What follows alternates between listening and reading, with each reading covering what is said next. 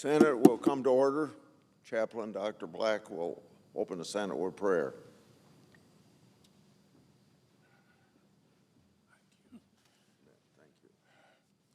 Let us pray. Eternal God, the author and finisher of our faith, inspire us to rejoice in the privileges and blessings you have strewn on our pathway. Help us to use the gift of sacred Scripture as a lamp to guide us through the darkness of challenging times. May we use the gift of intercessory prayer as a key to unlock heaven's storehouse in order to provide blessings for those who are going through many dangers, toils, and snares. Lord, in hours of hardship, permit us to use the gift of your Spirit to enable us to be protected by you from disappointments and self-pity. Infuse our senators with your love. Give them a compassion that will prompt them to work for the eradication of injustice and evil in our world. And Lord, be with our illustrious Page class as they leave us in 3 days. We pray in your sovereign name. Amen. Thank you. Will you please join me in the pledge?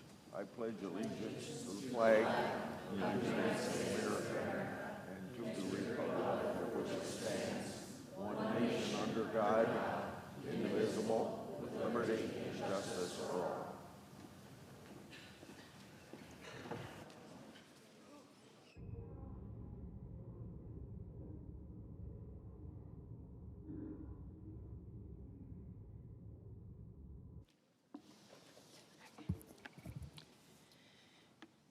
Under the previous order, the leadership time is reserved. Morning business is closed. Under the previous order, the Senate will proceed to executive session and resume consideration of the following nomination, which the clerk will report. Nomination, Department of Defense, Daniel Zimmerman of North Carolina to be an Assistant Secretary of Defense. President. The senator from Iowa. Yeah. Having a job gives individuals purpose and dignity. We should promote policies lifting people out of poverty. In the 1990s, we passed welfare reform with a Republican Congress and a Democrat president. The results, welfare rolls went down, poverty rates decreased, employment and earnings increased. Establishing work requirements in Medicaid for able-bodied adults with reasonable exemptions, then from the previous precedent of welfare reform, that all makes common sense yet today. States like Iowa are already leading the way to adults in Medicaid. Iowa's Governor Reynolds has said, quote, "If you're an able-bodied adult who can work, you should work." We're doing the same thing at the national level. Work requirements under the one big, beautiful bill only applies to able-bodied adults between the ages of 19 and 64. Individuals will have to complete a minimum of 80 hours of work a month, or about 20 hours a week, of qualifying community engagement activities like working, job training, going to school, volunteering, or a combination of all these.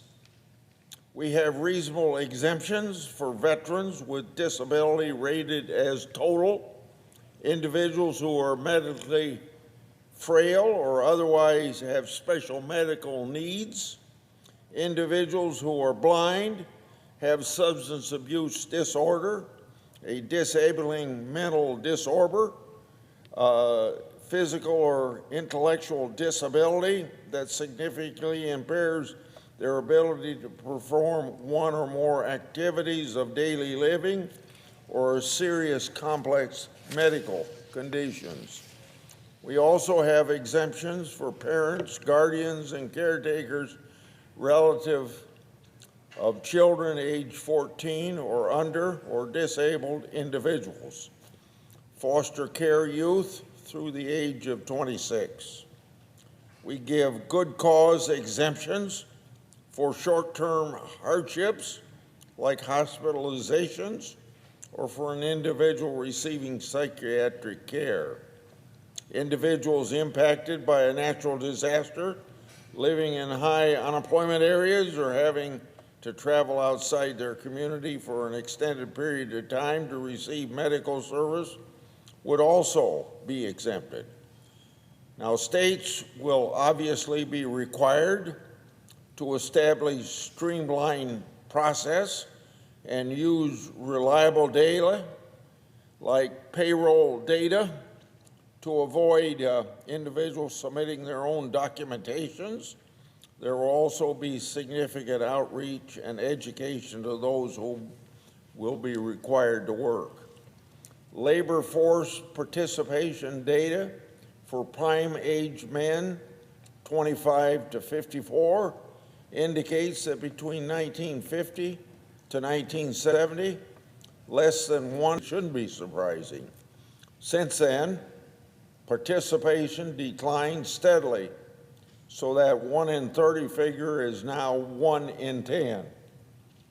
This represents nearly 7 million prime. For this, recent research found that non-working Medicaid recipients spend 6 hours a day on socializing, relaxing, TV, and video games. They spend 125 hours during a 30-day month watching TV and video games alone. That is more than 50% higher than the 80 hours they would be required to work in a month. Common sense Medicaid work requirements for able-bodied adults take the same approach as welfare reform did in the 1990s. Move people from welfare to work and self-sufficiency. The contrary, being on government programs, is a life of poverty.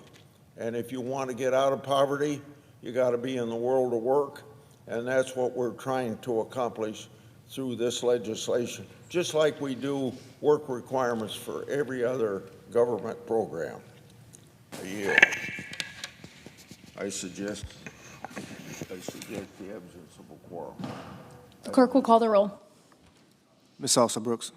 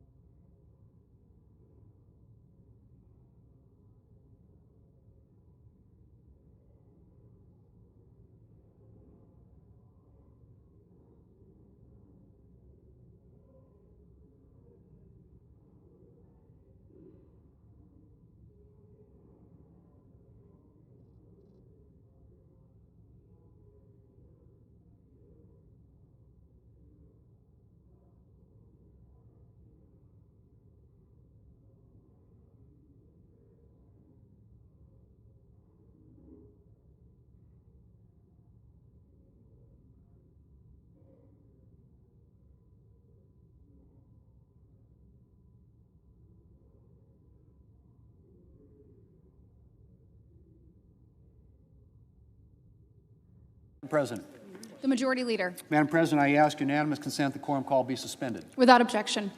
Madam President, today marks the third anniversary of the Supreme Court's Dobbs decision overturning Roe v. Wade and returning the question of abortion to the people and their elected representatives. And 3 years on, there is much to celebrate. New protections for unborn Americans now exist in many states, and there are babies alive today who would not be here without Dobbs. But today is also a reminder of how much work there is still to be done. Other states have enacted aggressively pro-abortion laws, and the pro-abortion Guttmacher Institute reports that there were over 1 million abortions in the United States in 2024. And so we still have a lot of work to do to reach a day when every American, born and unborn, enjoys the full protection of the law. Madam President, I'm sure my Democrat colleagues have plans to commemorate the Dobbs anniversary not as a day that opened the door to protections for human rights, but as a day that opened the door to restrictions on Democrats' most cherished freedom, and that's the freedom to kill unborn human beings. And I have to say, it's a pretty grim indictment of the moral health of a party when one of its signature issues is promoting the right to kill the youngest and most vulnerable Americans. So as I said, Madam President, there's still a lot of work to be done, but I am confident that we can get there. And I look forward to the day when the life of every American, born and unborn, is protected, and when being small and vulnerable does not mean that your human rights are any less respected. Madam President, we are rapidly approaching floor consideration of our reconciliation bill and the opportunity to make a historic investment in our nation's security. I think it's difficult to overstate the opportunity that we have here with this bill. With just a single piece of legislation, we have a chance to undo a lot of damage and put our country on a safer footing going forward. Madam President, I often say that if we don't get national security right, the rest is conversation. Everything else we do in government, and our very existence as a nation, I might add, depends on getting our security right.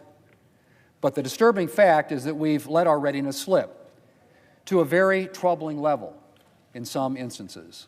And with China beginning to outpace the United States in key defense capabilities and manufacturing, it is especially critical that we act now to prevent the United States from falling behind on the national security front. Enter our reconciliation bill. And while it's no substitute for robust yearly defense funding, the legislation takes a major step forward in upgrading and updating our national security posture. It invests in shipbuilding, missile defense, defense manufacturing capacity, critical munitions, drones and counter-drone technology, an expanded Air Force fighter fleet, nuclear modernization, U.S. infrastructure in the Pacific, and more. The past few years have provided an ample reminder that we live in a dangerous world. And with this bill, we can put our military, and thus our national security, in a much better place going forward, substantially improving our ability to deter and defeat threats. Madam President, the national defense provisions of our bill alone would make a notable and critically important piece of legislation. But our bill doesn't just make a substantial investment in our national defense. It also makes a generational investment in our border security, which is another key part of protecting our nation. Criminals, terrorists, and other dangerous individuals can take advantage of unsecured borders to make their way into our country and take up residence unseen. Iran's recent warning about terrorist sleeper cells in the United States is a timely reminder that there are a lot of hostile nations out there that would like to harm the United States. In the absence of the ability to strike the United States mainland via military methods, what better way to harm our country than by smuggling dangerous individuals through our borders to carry out attacks? It's a very real danger, Madam President. And so border security is a key part of national security. And our reconciliation bill makes a generational investment in border security, funding for barriers and technology to secure the border, funding for more Border Patrol agents, funding for more immigration and customs enforcement agents to deport dangerous individuals who've already made their way into the United States. It's all there, and more.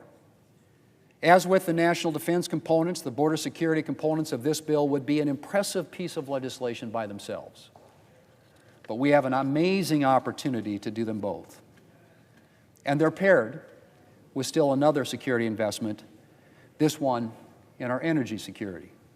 Energy security, Madam President, doesn't always get the same attention as border security and national defense, but it too plays a key role in keeping our nation secure. As European countries discovered to their cost after Russia invaded Ukraine, relying on energy from hostile countries or unstable regions of the world is not a winning proposition. The best way to keep a country and an economy secure is to have a secure, stable, and abundant domestic energy supply. The United States is fortunate to have abundant domestic energy resources. But the Biden administration set us up for a future of limited domestic production by sharply curtailing access to those resources. Our bill will undo a lot of that damage and free up energy resources for responsible domestic production. Madam President, we have an incredible opportunity with this legislation, a seldom seen chance to make a real difference to our national security, from military to border to energy. And I'm grateful to all those who have worked so hard to develop these portions of the bill. And I look forward to passing this legislation in the very near future. Madam President, I ask unanimous consent that notwithstanding the order of June 23rd, the Senate not recess from 4 to 5 p.m. today. Without objection. Thank you, Madam President. Madam President, I yield the floor. Under the previous order, the question occurs on the Zimmerman nomination. Is there a sufficient second? There appears to be. The clerk will call the roll.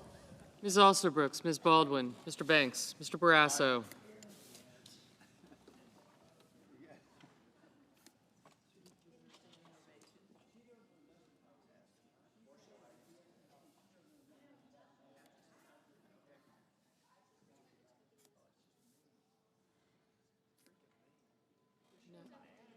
Yeah.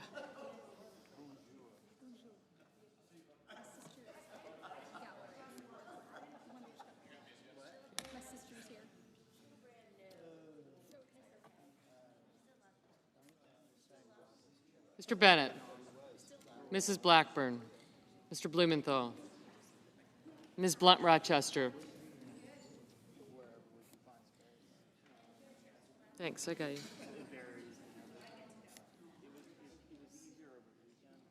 Mr. Booker, Mr. Bozeman, Mrs. Britt, Mr. Budd,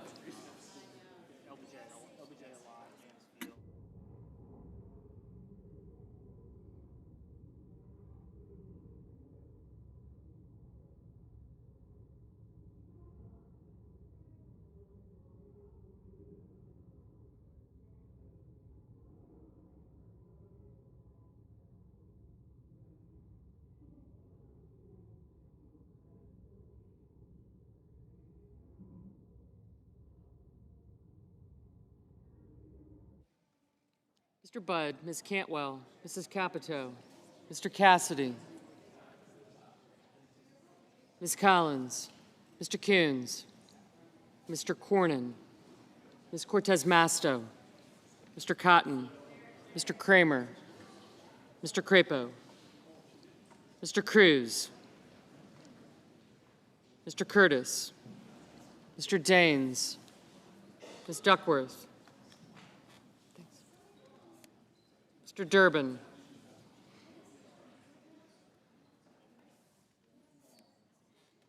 Ms. Ernst, Mr. Fetterman, Mrs. Fisher, Mr. Gallego, Mrs. Gillibrand, Mr. Graham, Mr. Grassley, Mr. Haggerty, Ms. Hassan, Mr. Hawley, Mr. Heinrich, Mr. Hickenlooper, Ms. Hirono, Mr. Hoven, Mr. Husted, Mrs. Hyde-Smith, Mr. Johnson, Mr. Justice, Mr. Kane, Mr. Kelly, Mr. Kennedy, Mr. Kem, Mr. King, Ms. Klobuchar, Mr. Langford, Mr. Lee, Mr. Lujan, Ms. Lummis, Mr. Markey, Mr. Marshall, Mr. McConnell, Mr. McCormick, Mr. Merkley, Mrs. Moody, Mr. Moran, Mr. Marino, Mr. Mullen, Ms. Murkowski, Mr. Murphy, Mrs. Murray, Mr. Ossoff, Mr. Padilla, Mr. Paul, Mr. Peters, Mr. Reed, Mr. Ricketts, Mr. Risch, Ms. Rosen, Mr. Rounds. I did, thank you. Mr. Sanders, Mr. Schatz, Mr. Schiff, Mr. Schmidt, Mr. Schumer, Mr. Scott of Florida, Mr. Scott of South Carolina. Yes. Mrs. Shaheen, Mr. Sheehy, Ms. Slotkin, Ms. Smith, Mr. Sullivan, Mr. Thune, Mr. Tillis, Mr. Tuberville, Mr. Van Hollen, Mr. Warner, Mr. Warnock, Ms. Warren, Mr. Welch, Mr. Whitehouse, Mr. Wicker, Mr. Wyden, Mr. Young.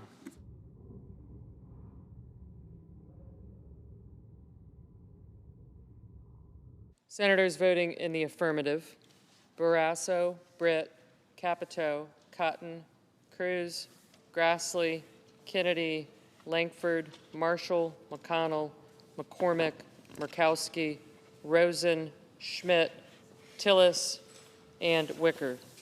Senators voting in the negative: Cantwell, Gillibrand, Heinrich, Padilla, Schiff, and Welch.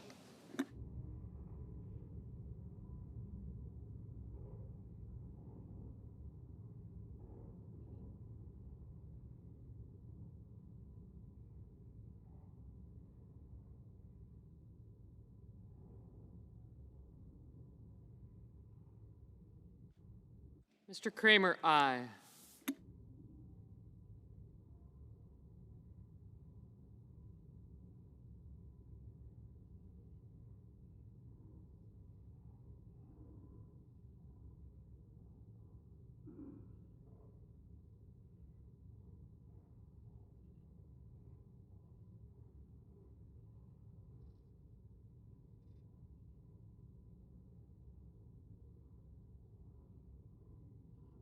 Mr. Johnson, aye.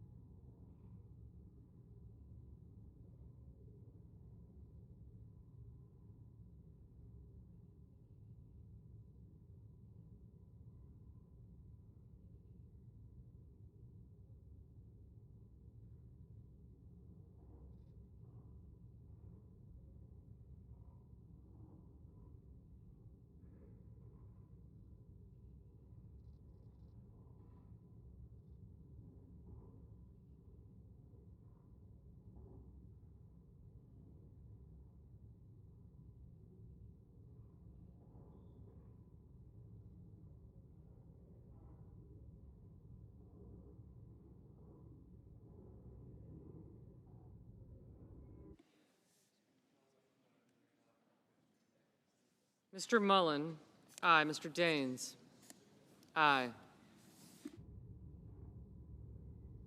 Mr. Peters, no.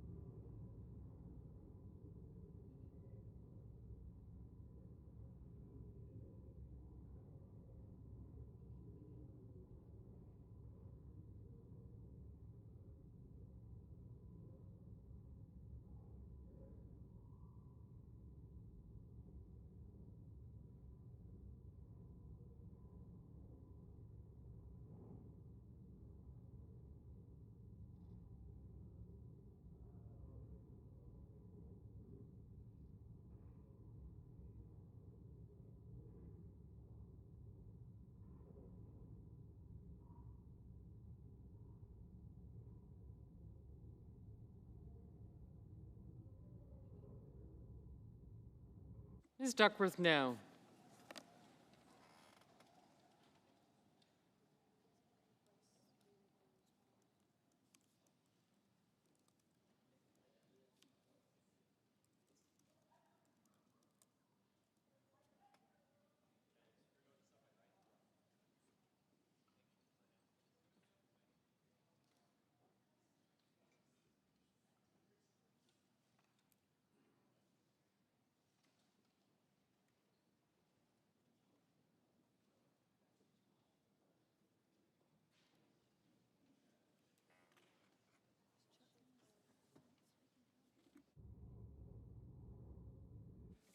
Mr. Reed? Aye.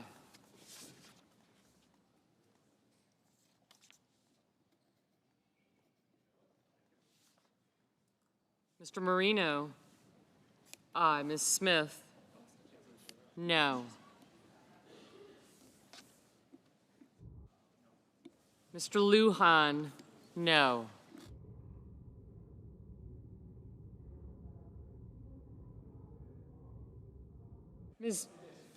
Ms. Collins? Aye. Mr. Schumer? No.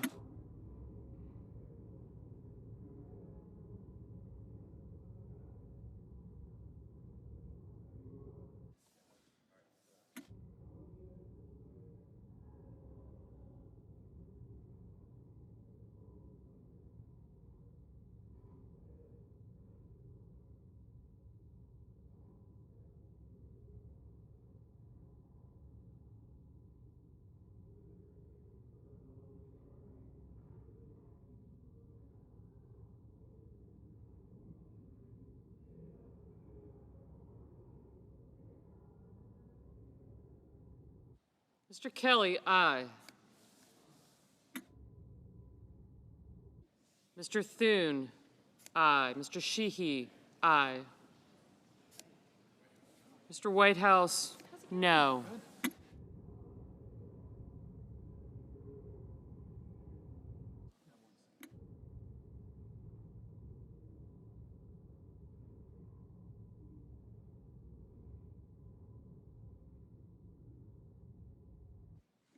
Mr. Budd? Aye.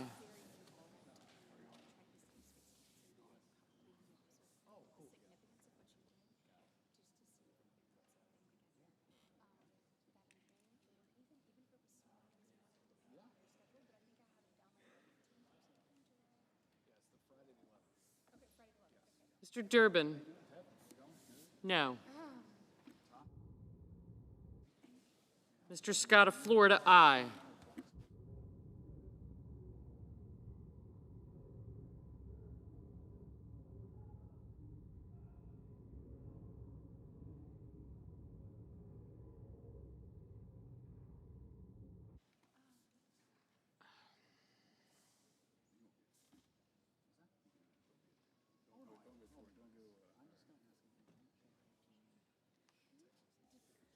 Mr. Sanders? No.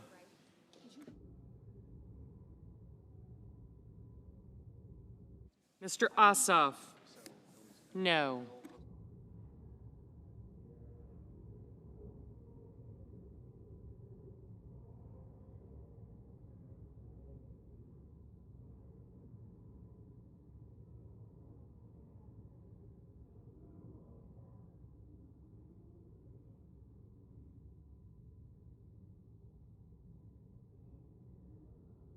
Mr. Merkley, no. Ms. Slotkin, aye.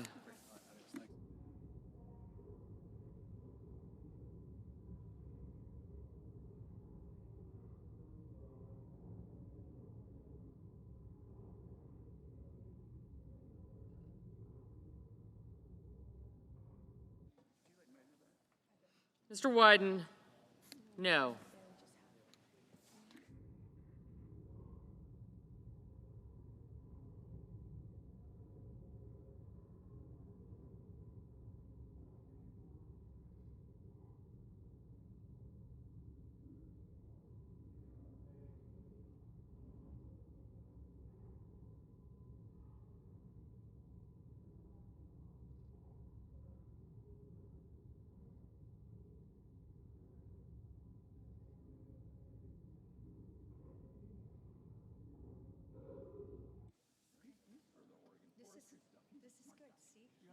Mr. Husted, aye.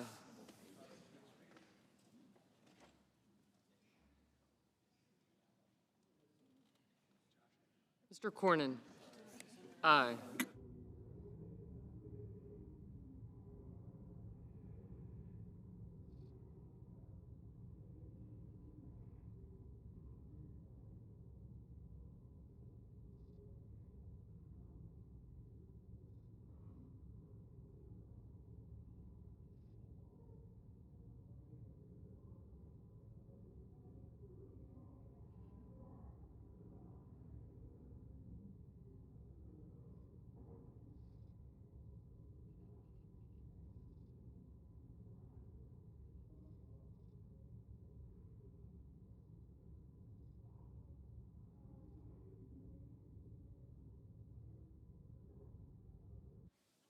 Mr. Cassidy, aye. Mr. Blumenthal, no.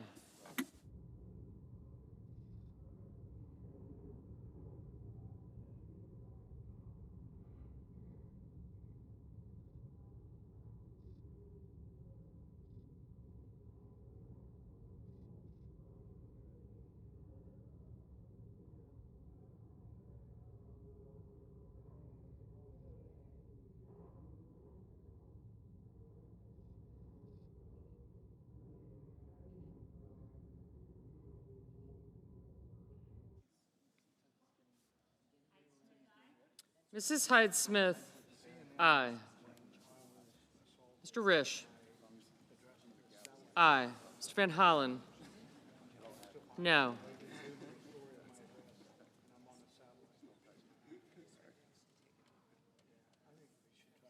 Ms. Ernst, aye. Ms. Hassan, aye.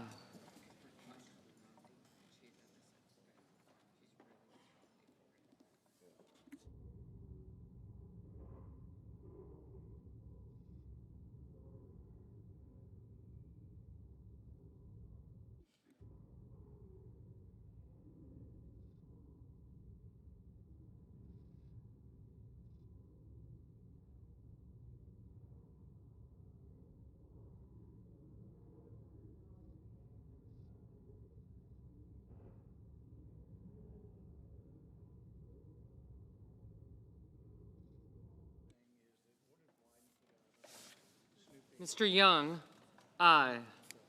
Mr. Lee, aye.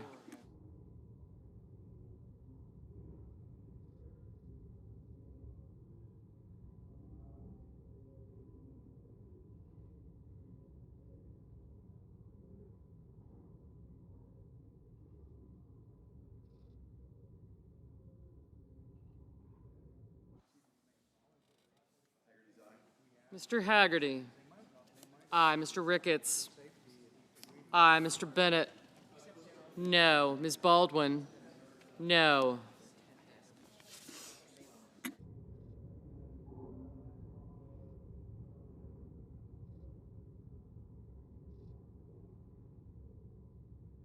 Ms. Blunt Rochester, no.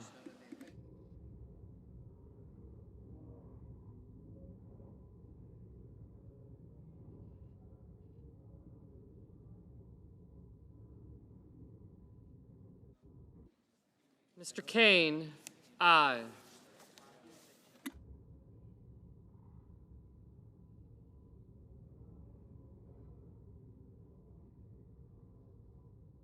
Mr. Markey, no.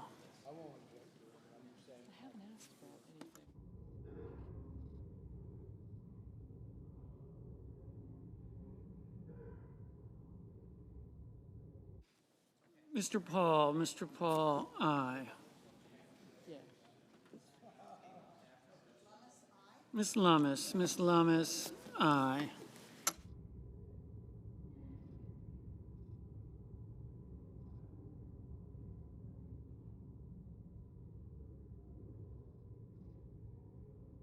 Mr.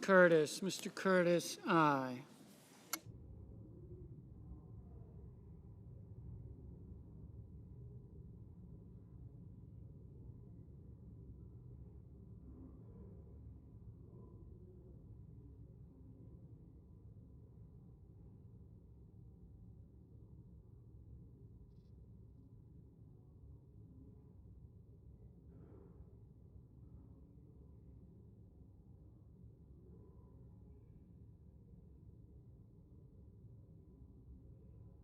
Mr. Crapo, aye.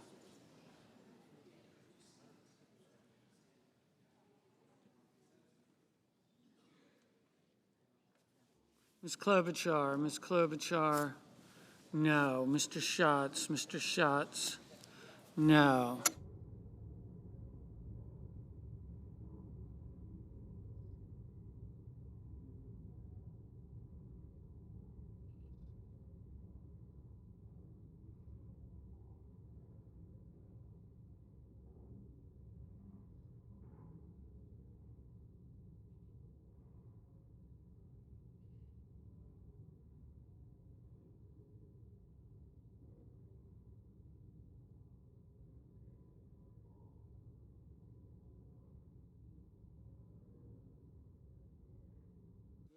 Mr. Justice, aye.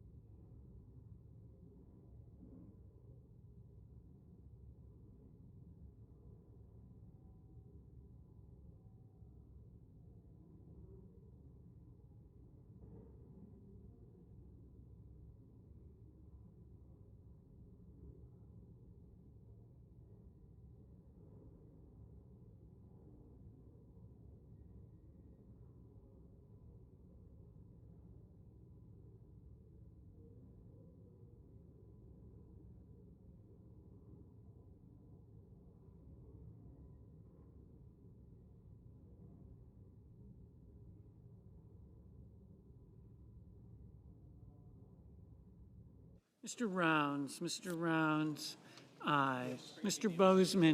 Bozeman, aye.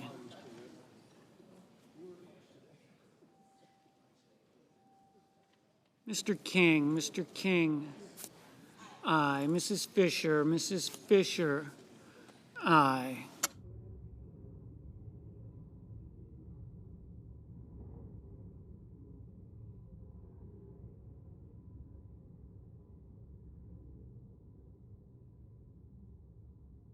Ms. Warren, no.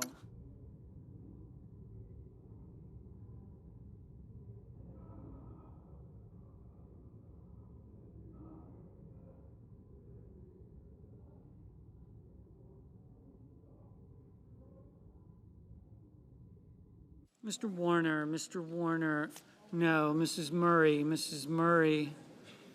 no.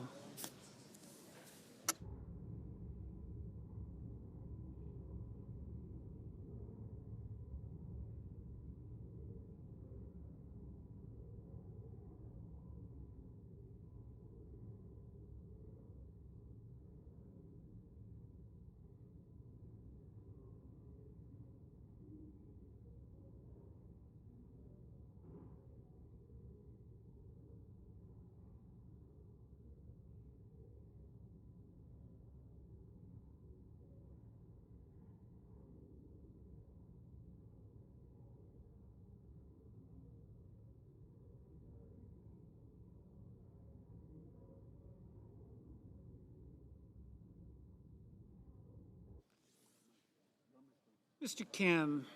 Mr. Kim, no.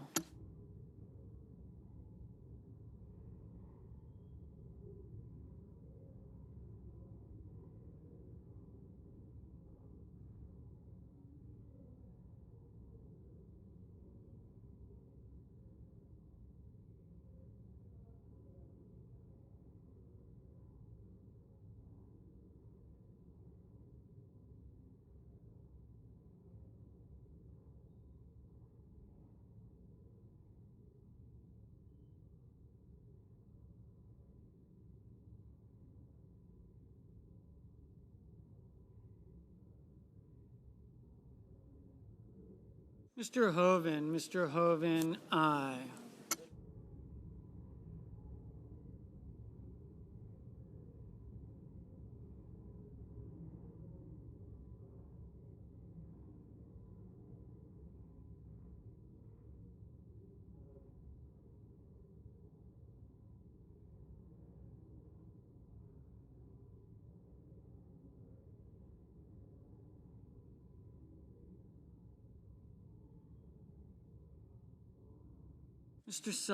Mr. Sullivan, aye.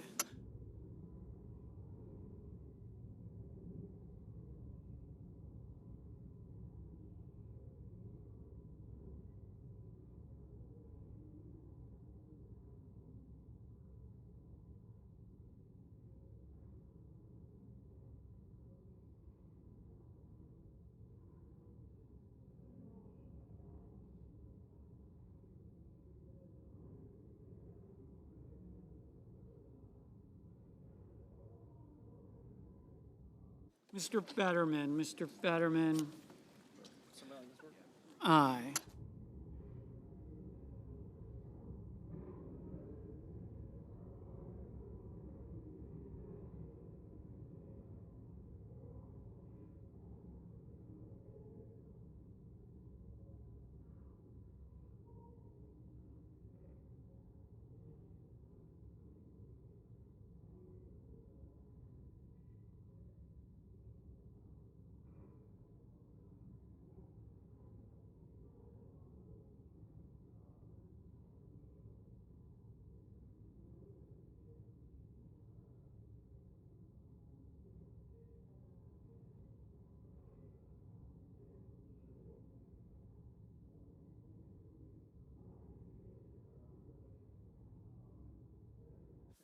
Miss Also Brooks, no.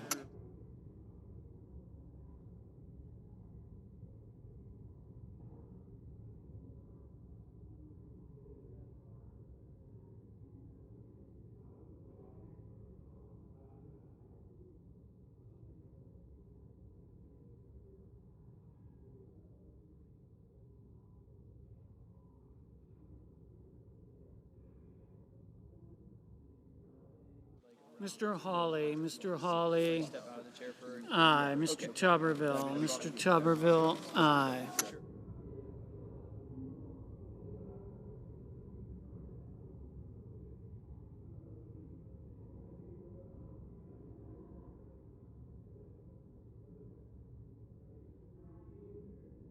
Mrs. Blackburn, aye.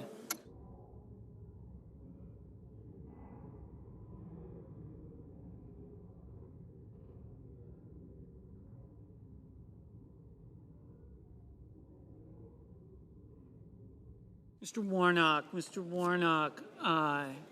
Mrs. Moody, aye. Mr. Graham, aye.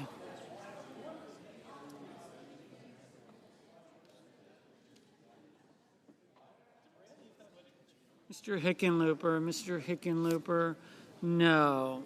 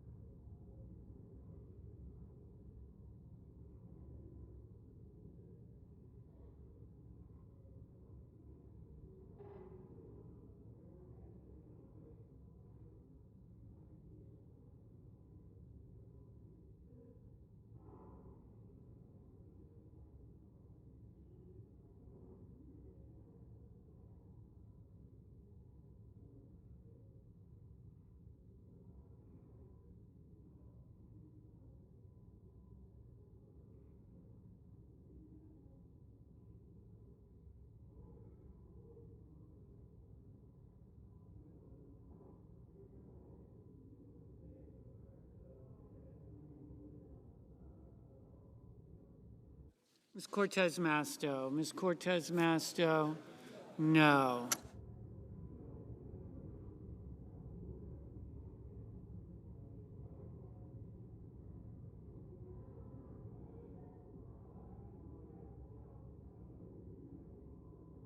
Mr. Murphy. Mr. Murphy, no.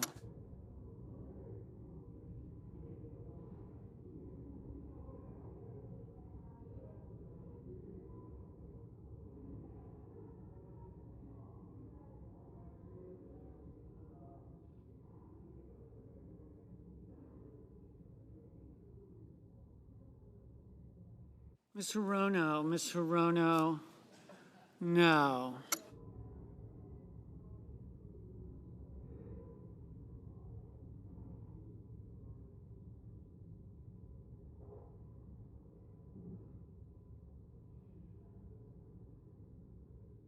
Mr. Booker. Mr. Booker, no.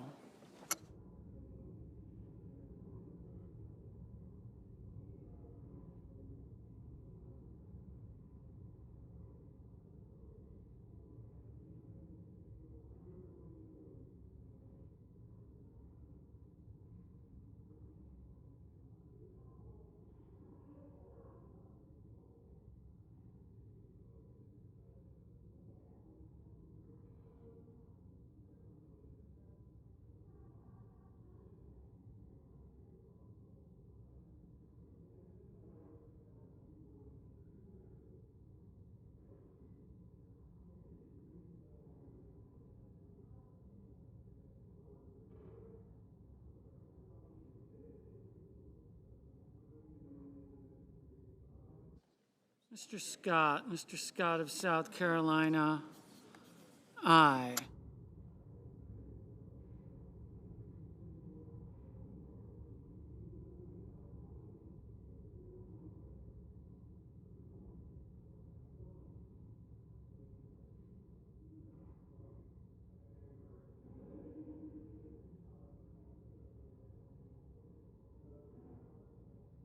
Mr. Moran.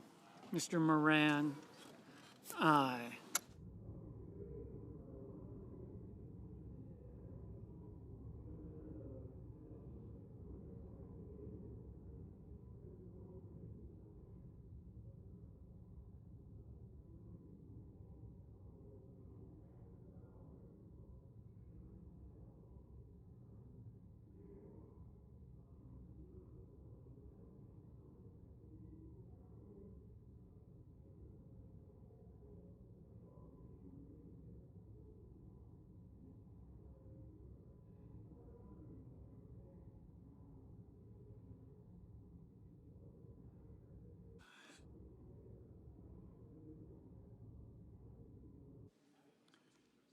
The yeas are 61, the nays are 35. The nomination is confirmed. Under the previous order, the motion to reconsider is considered made laid upon the table, and the President will be immediately notified of the Senate's action. Under the previous order, the Senate will resume consideration of the following nomination, which the clerk will report. Nomination, Department of Commerce, Paul Dauber of New York to be Deputy Secretary.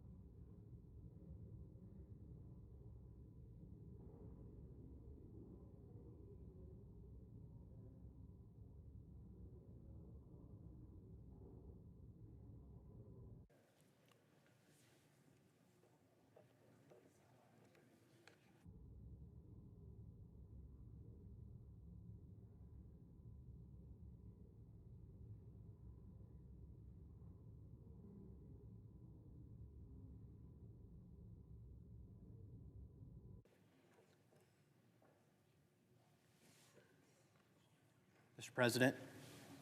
Senator from Ohio. Thank you, Mr. President. Good afternoon. My name is John Husted, and I have the distinct honor of serving the great state of Ohio as one of its United States senators. Over the past 25 years, I have been blessed to serve the people of Ohio as a state representative, Speaker of the House, Secretary of State, and most recently as Lieutenant Governor. I am constantly reminded of the sacrifices generations of Americans and Ohioans have made in the hope that they will leave their country in a better place than they found it. And it is this pattern of sacrifice that I've also witnessed throughout my life growing up in the Midwest.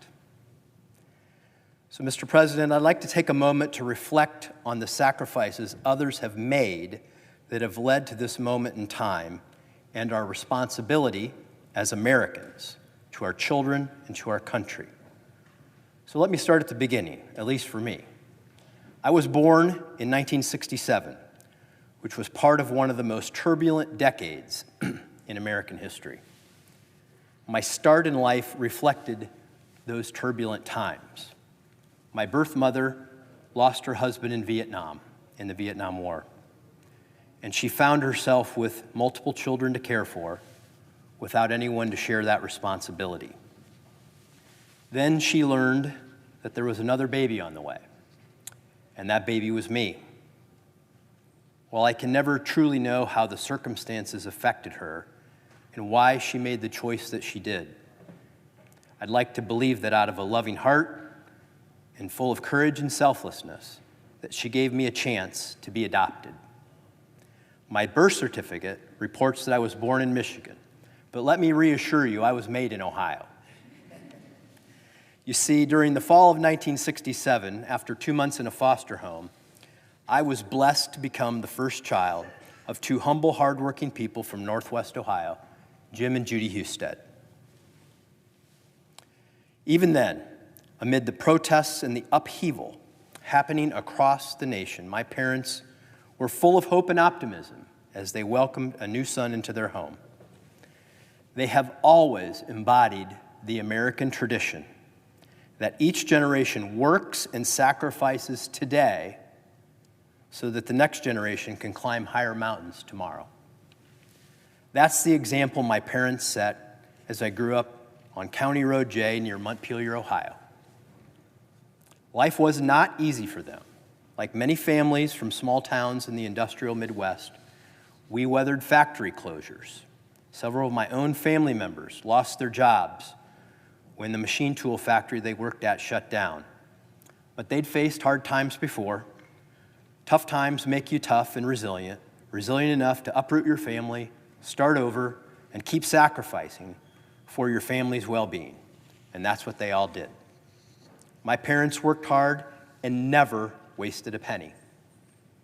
They routinely made choices that made their lives harder so that they could make my life and my brother and sister's life a little easier. What I saw growing up in rural Ohio was simple but powerful, and it characterized communities across this country too. People worked long hours, forfeiting comfort and leisure, so that their families, and especially their children, could enjoy more security and prosperity than they had. These diligent men and women may not have called their daily responsibilities on the factory floors or in the fields the American dream, but that's what it was.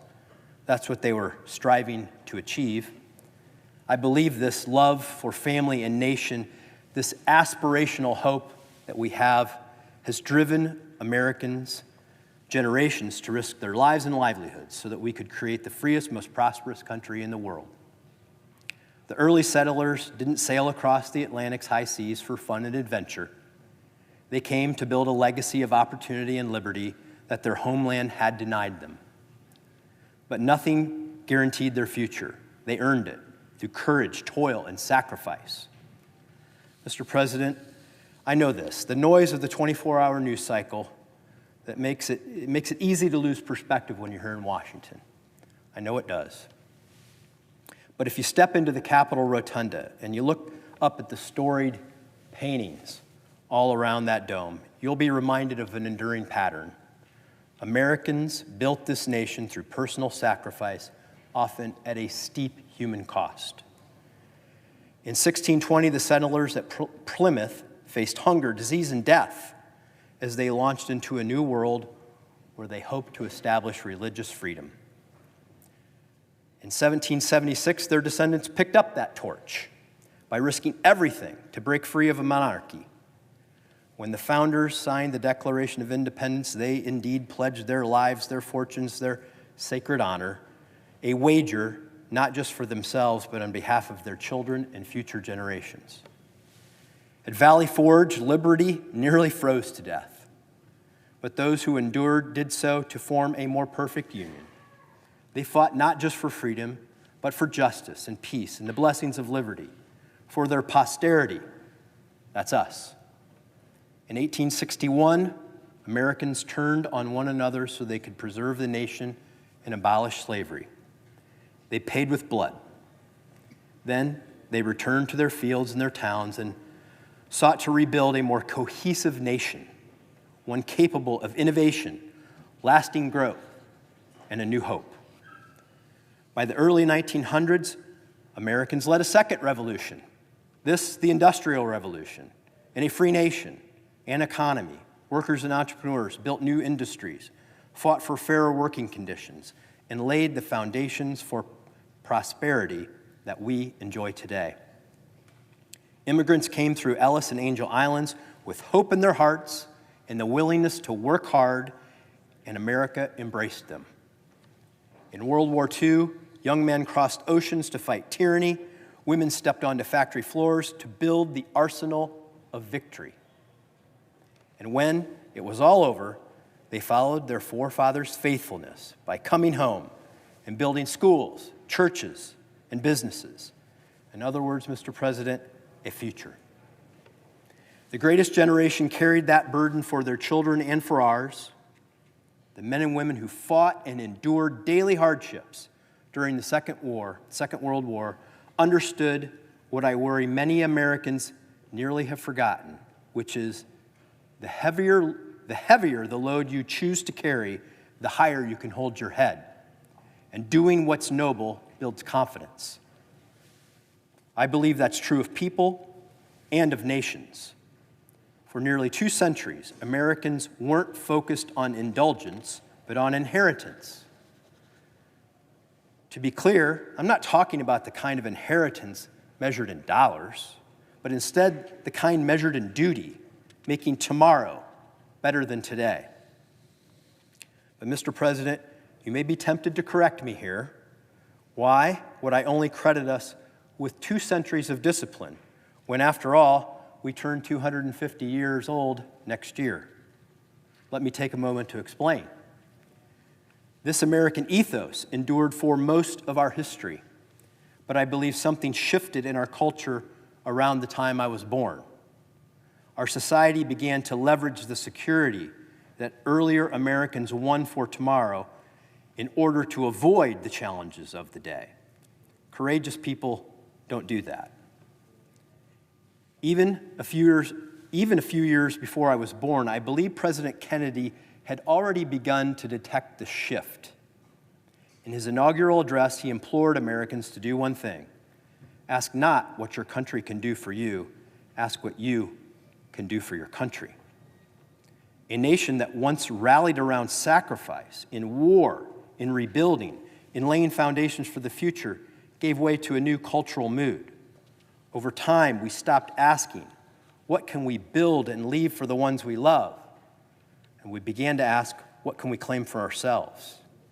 We became obsessed with what we as individuals are entitled to, and we forgot how to plant the seeds and nurture them until the harvest. The sense of shared responsibility that had defined generations was eroding. Our growing reliance on promises we felt others owed to us meant that we earned less and expected more. We initially built a safety net to protect people in need and our most vulnerable citizens, which is a noble idea and one that I support. But over time, that safety net stretched wider and wider until nearly everybody was lying in it. As the cost of our promises ballooned, we lacked the will to either pay for them or the courage to pare them back. So what did we do instead, Mr. President? We did what previous generations refused to do. We passed the buck by handing the bill off to our children. Instead of sacrificing for the next generation, we passed the burden on to them. It was a convenient deception. Congress created more programs that it wouldn't pay for. Public officials made promises they couldn't keep, and they convinced their constituents that Americans who come of age after us would take care of tomorrow all by themselves. We also fought wars and engaged in foreign interventions without paying for them. It all adds up. And while our national debt kept rising, I'm not just talking about in dollars, America kept experiencing a real character deficit. We weren't just spending money. We were squandering trust, legacy, and time at the expense of the boys and girls who were too young to even vote or recognize a better path than the one we had chosen for them. We soothed ourselves by claiming that we were being compassionate, but we passed on the consequences of our choices to those not yet born. This is not compassion, it's generational theft. In 1967, when I was born, the national debt stood at $330 billion.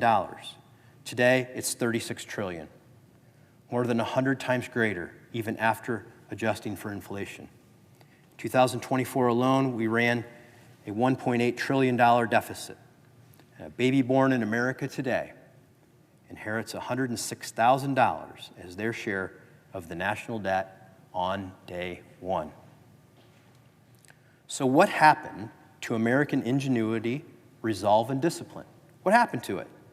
How did a nation, once defined by sacrifice for our kids, to become, what happened to a nation that once was defined by sacrifice? Think about that. For our kids to become one that was willing to pilfer their piggy banks. We have some urgent challenges, Mr. President. 21st century Americans are not being asked to storm Normandy's beaches or endure winters at Valley Forge. The task upon us may seem less heroic right now, but it remains both daunting and deeply patriotic. What is that task?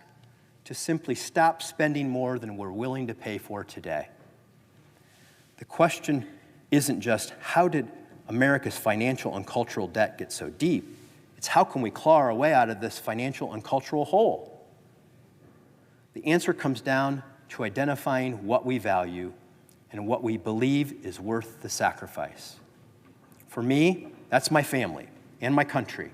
I love them both, and I know many of you share those same sentiments. I believe that we only sacrifice for the things we love. I want to repeat that. I believe we only sacrifice for the things we love. That's why it's crucial and consequential that we remind ourselves and instruct our children to love this country, reminding ourselves that this pattern and promise of American liberty forged a noble, innovative nation that is worth loving and worth fighting for. Because why would anyone sacrifice for a nation they don't love or for neighbors they don't feel a patriotic affection for? America has been self-aware from the beginning. We never thought we were perfect. But every generation is supposed to put in the sweat and tears to form a more perfect union. We were the first nation rooted in the confidence that our rights come not from kings or governments, but from God. That we are endowed by our Creator with the inalienable rights of life, liberty, and the pursuit of happiness. It's a beautiful thought. That idea is exceptional. This country is exceptional. There are none like it in the world, and we must teach the next generation what our countrymen sacrificed to secure. And that's why this nation is worth loving with an active and enduring patriotism. Loving America doesn't mean agreeing with every policy or politician. It's not required. but it does require being confident in the idea of America and being willing to sacrifice for the cause of this nation. Not in the abstract, but in real ways, by being good stewards of what was handed down to us and honoring those who came before us by adopting their discipline and by becoming the kind of neighbors who are willing to work a little harder, take a little less, give a little more to preserve what has made this country great. Mr. President, I stand here today as the beneficiary of those who sacrificed for me and for all of us. I was blessed to be adopted into a loving home where they taught me that faith, family, freedom, and hard work are the most reliable antidotes for poverty and despair the world has ever known. We are still a nation where a newborn can begin life in a foster home in Detroit, grow up in the rural Midwest, and have the honor of serving as a United States Senator. As Americans, no matter our background, whether we come from abundance or struggle, we have all inherited the gift of freedom, passed down from earlier Americans. We stand on their shoulders. Let's not force the next generation to remember us as the ones who broke the 2 centuries-long chain of self-sacrifice, but rather as the ones who reforged it. To my colleagues and constituents, count me in as one who is willing to do my part, to work hard, forego convenience, and reinforce that chain that will sustain our nation for future generations. I will listen to your ideas, and I hope you will listen to mine. I will operate from the principled belief that we must elevate liberty and personal responsibility above expedience and entitlement, and that our children should not have to pay the price for our lack of discipline. The America I aspire to serve is defined by courage and a love that refuses to take more than it gives. And as it has so many times in our history, may these convictions prevail in this chamber and in the classrooms, boardrooms, break rooms, and living rooms of these United States. Consider this my prayer for our nation, and may God work through us to make it so. Thank you. I yield, Mr. President.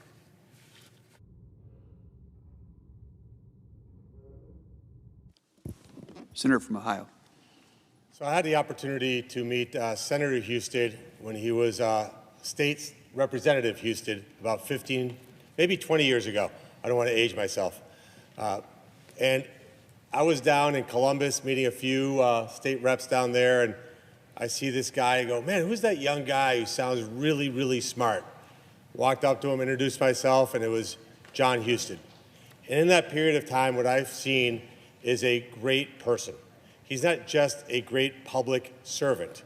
This is somebody who could have spent his entire adult life making a lot of money. He's a very smart and gifted person. Instead, he's dedicated his entire time to actually make this country better. And the reason for that you just heard today. He's somebody who's a deep person of faith, who's a great father, a great husband, and honestly, a great friend. So, look, don't take my word for it. What I'd ask is unanimous consent to enter the following statements from support from fellow Ohioans into the record. Without objection. So the senator does not know that I did this, so I think you owe it to hear. So here's just a sampling of what the people in Ohio said based on a simple request. Tell me what you think of Senator Husted. So let me start with the first one. Jon has excelled in every public office he has held, as a legislator, Speaker of the House, Secretary of State, and Lieutenant Governor. I worked with Jon on a daily basis for the 6 years he served as Lieutenant Governor. No one understands Ohio better than Jon. His work on economic development as Lieutenant Governor will have a lasting impact for generations. He has had a great career in public service. However, I am convinced that his service as a United States Senator will be the most important and most impactful for Ohio and for our country. His knowledge of Ohio and his ability to work with others will make him a great United States Senator. Signed, Ohio Governor and former United States Senator Mike DeWine. Second one, Senator Houston embodies everything Ohioans are about: family, hard work, love of country, and service. Ohio is better because of his years of service. Alex Trantofilu, Chairman of the Ohio Republican Party. Next one. John was a speaker when I started in the House in 2007. I watched and learned from him, and today I use that knowledge every day in the Ohio legislature.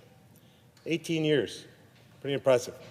He's a great leader and a great United States Senator. Current Ohio Speaker of the House, Matt Huffman. Next one. From his beginnings in rural Williams County to his leadership in the legislative and executive branch of our state government, John Husted made Ohio a better state at every stop. I have no doubt he will do the same for our entire country in the United States Senate. That's from Ohio Senate President Rob McCulley. Next one.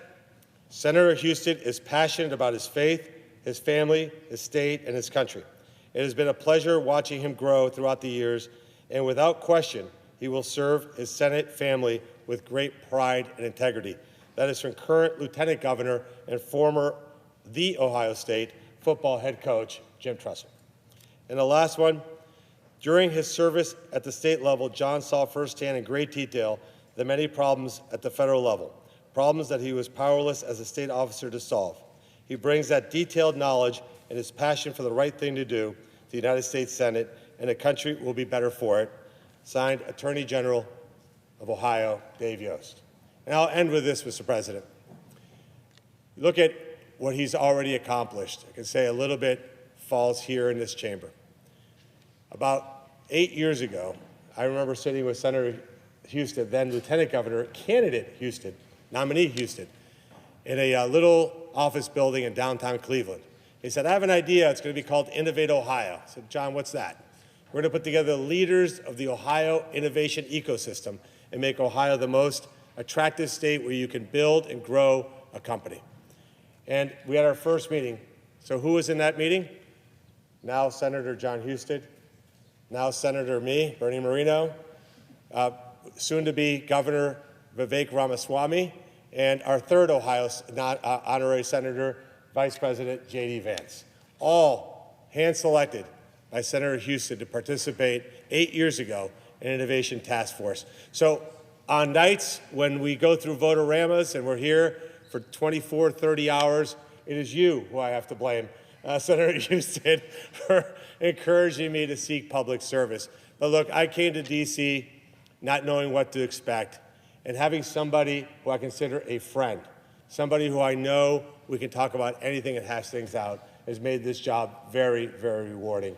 Thank you for your service to Ohio. I look forward to serving with you here in the United States Senate. With that, I yield, Mr. President.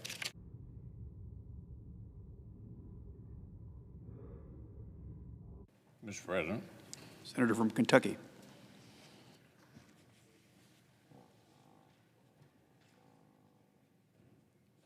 When Iran's proxies launched a full-scale war on Israel October 7, 2023, President Biden pledged an unwavering commitment to Israel's security. That was the right message in the moment, but as I warned publicly at the time, Israel needed more than just rhetorical solidarity. Like Ukraine, Israel needed precious time, space to maneuver, and material support to defeat a shared enemy. And yet, as in Ukraine, America's commitment has indeed wavered. Our support has not been ironclad. Instead, under the previous administration, American support was delayed, restricted, and paired with attempts to micromanage Israel's operations and even interfere with Israeli politics. And at every turn, the progressive left and isolationist right hyperventilated about the specter of so-called forever war. Fortunately, Israel held its ground. Israelis certainly weren't enthused about a ground war in Gaza. Their leaders knew that war would be difficult, but they knew it was unavoidable so long as Hamas terrorists still refused to release the hostages. They also knew lasting security meant changing Iran's calculus, not just responding to attacks from proxies. So Israel decided to turn Iran's terrorist assets into liabilities.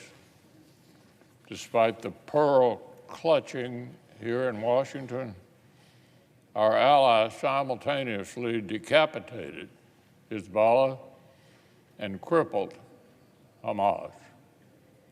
Their bold operations created a new opportunity for Lebanon to claw back its sovereignty from a terrorist state within a state. Meanwhile, the collapse of the brutal Assad regime in Syria brought down a Russian vassal in Iran's favorite corridor of weapons and terrorist finance. These are the circumstances President Trump inherited. What to do with them has been the subject of quite some debate.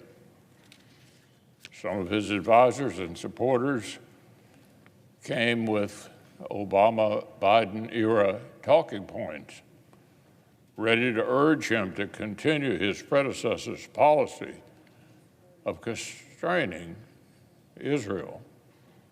Some argued publicly that America had no vital or existential interest in the Middle East, or claimed the region was a distraction from other priorities. They warned of forever war. Some seemed to push for nuclear negotiations with parameters eerily similar to the nuclear deal the president withdrew from his first term. They even proposed Iran could keep enriching uranium until the president correctly quashed that idea. These mixed messages emboldened Iran and its proxies.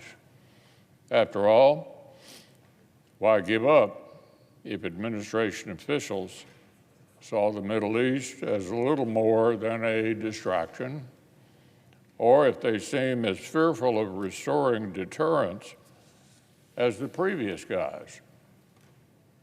So Hamas kept holding the hostages. The Houthis kept targeting Israel and Red Sea commerce. And the Islamic Republic kept marching toward a nuclear weapon. And in response, Israel took the next logical step to restore deterrence. Once again, innovative and decisive strikes destroyed Iran's air defenses and imposed immediate costs on Tehran. And leaders across Israel's politics stood united behind the daring operations. But here in America, the same restrainers, anti-Israel progressives, and self-proclaimed realists warned again of regional conflagration if the president intervened alongside or even supported Israel's strikes. The president's his own director of national intelligence traveled to Hiroshima to record a bizarre video, not as a warning against Tehran's nuclear ambitions, but presumably against American or Israeli operations to blunt them. Now, fortunately, the president rejected the pleas of appeasers and isolationists. The strikes he ordered dealt a massive blow to Iran's nuclear program. bolstered American credibility and strengthened U.S. and Israel leverage to end Iran's pursuit of nuclear weapons and its support for terrorism for good. Thanks to Israelis' historic efforts for more than a year and a half, Iran's ability to threaten regional stability is massively degraded. Not since before the Islamic Revolution has there been such an opportunity for America, Israel, and our Arab partners to reset regional dynamics on such favorable terms. Achieving it has required no large-scale deployment of U.S. ground forces. It required only supporting our friends. Israel is a close ally and a strategic asset, not a liability, and the strategic return on our investment in assisting Israel is incalculable. Standing with our Israeli friends offers a powerful lesson about American leadership, the value of alliances and partnerships, and the real nature of peace through strength. And this lesson extends far, far beyond the Middle East. If America refuses to apply it elsewhere, like Ukraine, we do so at grave risk to our own interests. But that's exactly what some in Washington seem to be doing. Congress recently learned that a senior DOD official conducted a review of DOD's security assistance efforts and, listen to this, concluded that the Ukraine Security Assistance Initiative, among other programs, was wasteful. This is a Republican administration panning a program created by the Republican Congress in 2015 to counter President Obama's toothless response to Russia's initial invasion of Ukraine. I'd like to see the analysis behind the administration's decision to zero out USAI in its fiscal 26 request. I'd like to hear them try to explain away the massive return on investment of America's security assistance to Ukraine and the previous lessons we've learned from our Ukrainian partners. Secretary of the Army has rightly called Ukraine, listen to this, the Silicon Valley of warfare. Do his colleagues at the Pentagon think this assessment is wrong, or do they just not think access to cutting-edge modern combat is valuable? Well, here's the truth. USAI and other security assistance efforts have helped us measurably address shortcomings in strategy, capabilities, production capacity that would have gone ignored until it was too late. It's an inconvenient reality for isolationists and restrainers, but for a tiny percent of our defense budget, we helped a smaller military resist invasion by a vastly larger one and degrade a major U.S. adversary. As with Israel, Ukraine is fighting an adversary of the United States. Our support does not entangle us in a far-off foreign conflict.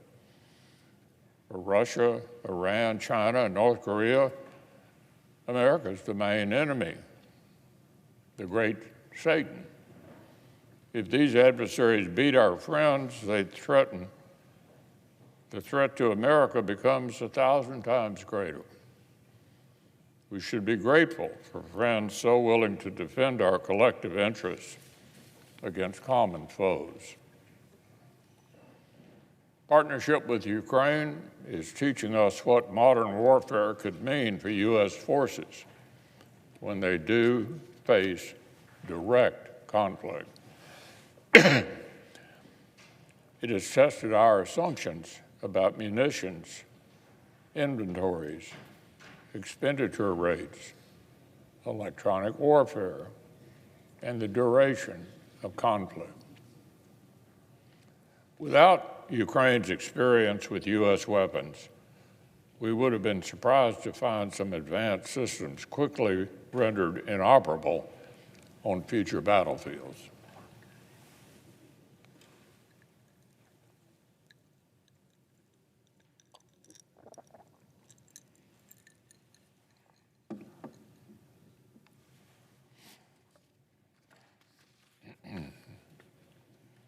The money we invest in USAI on weapons for Ukraine expands our own production capacity in the process and will improve the quality of our own munitions. Supplemental appropriations on Ukraine and Israel in turn backfill our own stocks with brand new capabilities, not just 155 millimeter rounds, but air defenses and long-range fires with specific investment in solid rocket motors. These investments help us prepare for conflict in the Indo-Pacific. And production would be slower in the absence of our partnership with Ukraine. Not doing more to address our growing defense needs isn't a failure of oversight, it's a failure of political will. Everyone wants to see an end to Russia's war in Ukraine, but the price of peace matters. If we want enduring stability in Europe, we can't fall for an illusory peace. We should know enough history not to dismiss this as merely a quarrel in a faraway country between two people of whom we know nothing.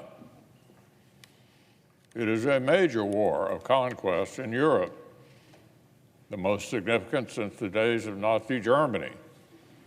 And allies and adversaries half a world away are watching it closely for clues about America's resolve.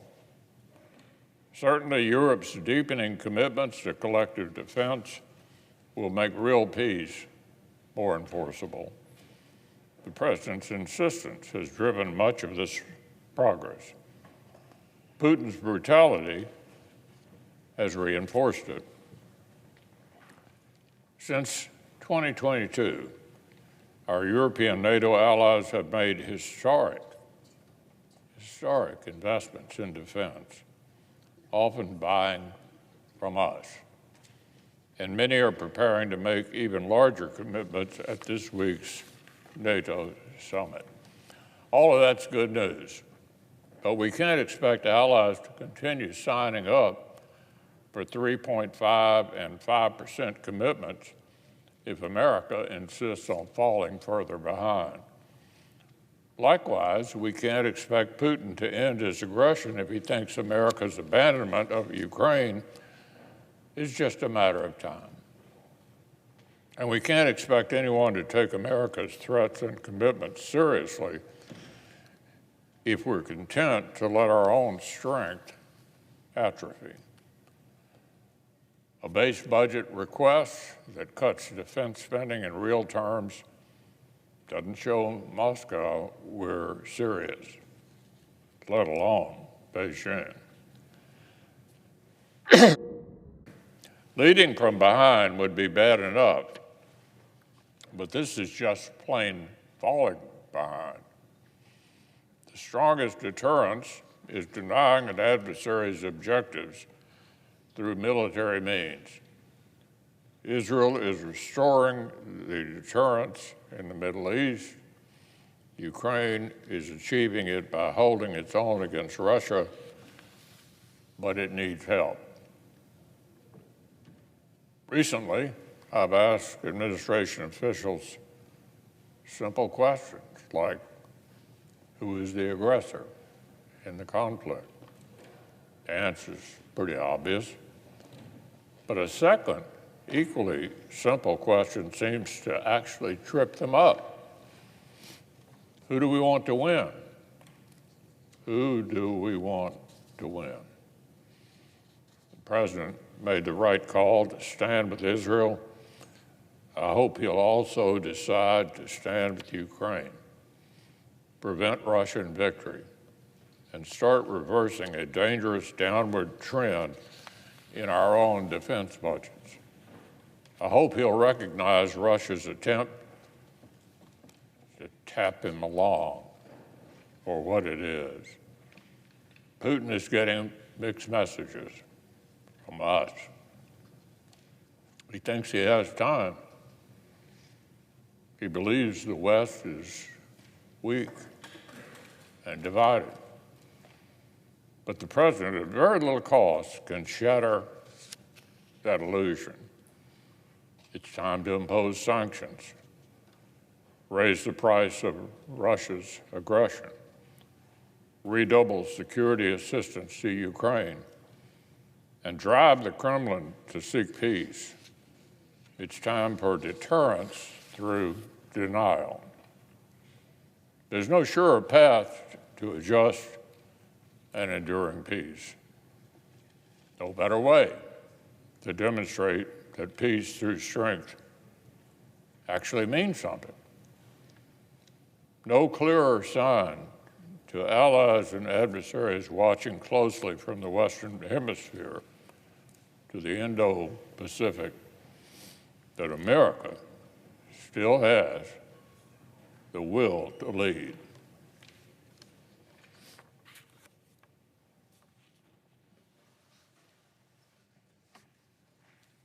I yield the floor. I suggest you have the floor. Would the senator withdraw his request? Yeah. Yes.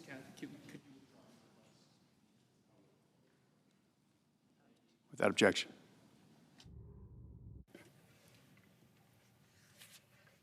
Mr. President, Senator from Louisiana. I ask unanimous consent that the following interns in my office be granted floor privileges until June 25th, 2025. Ava O'Neill and Alan Lamb. Objection.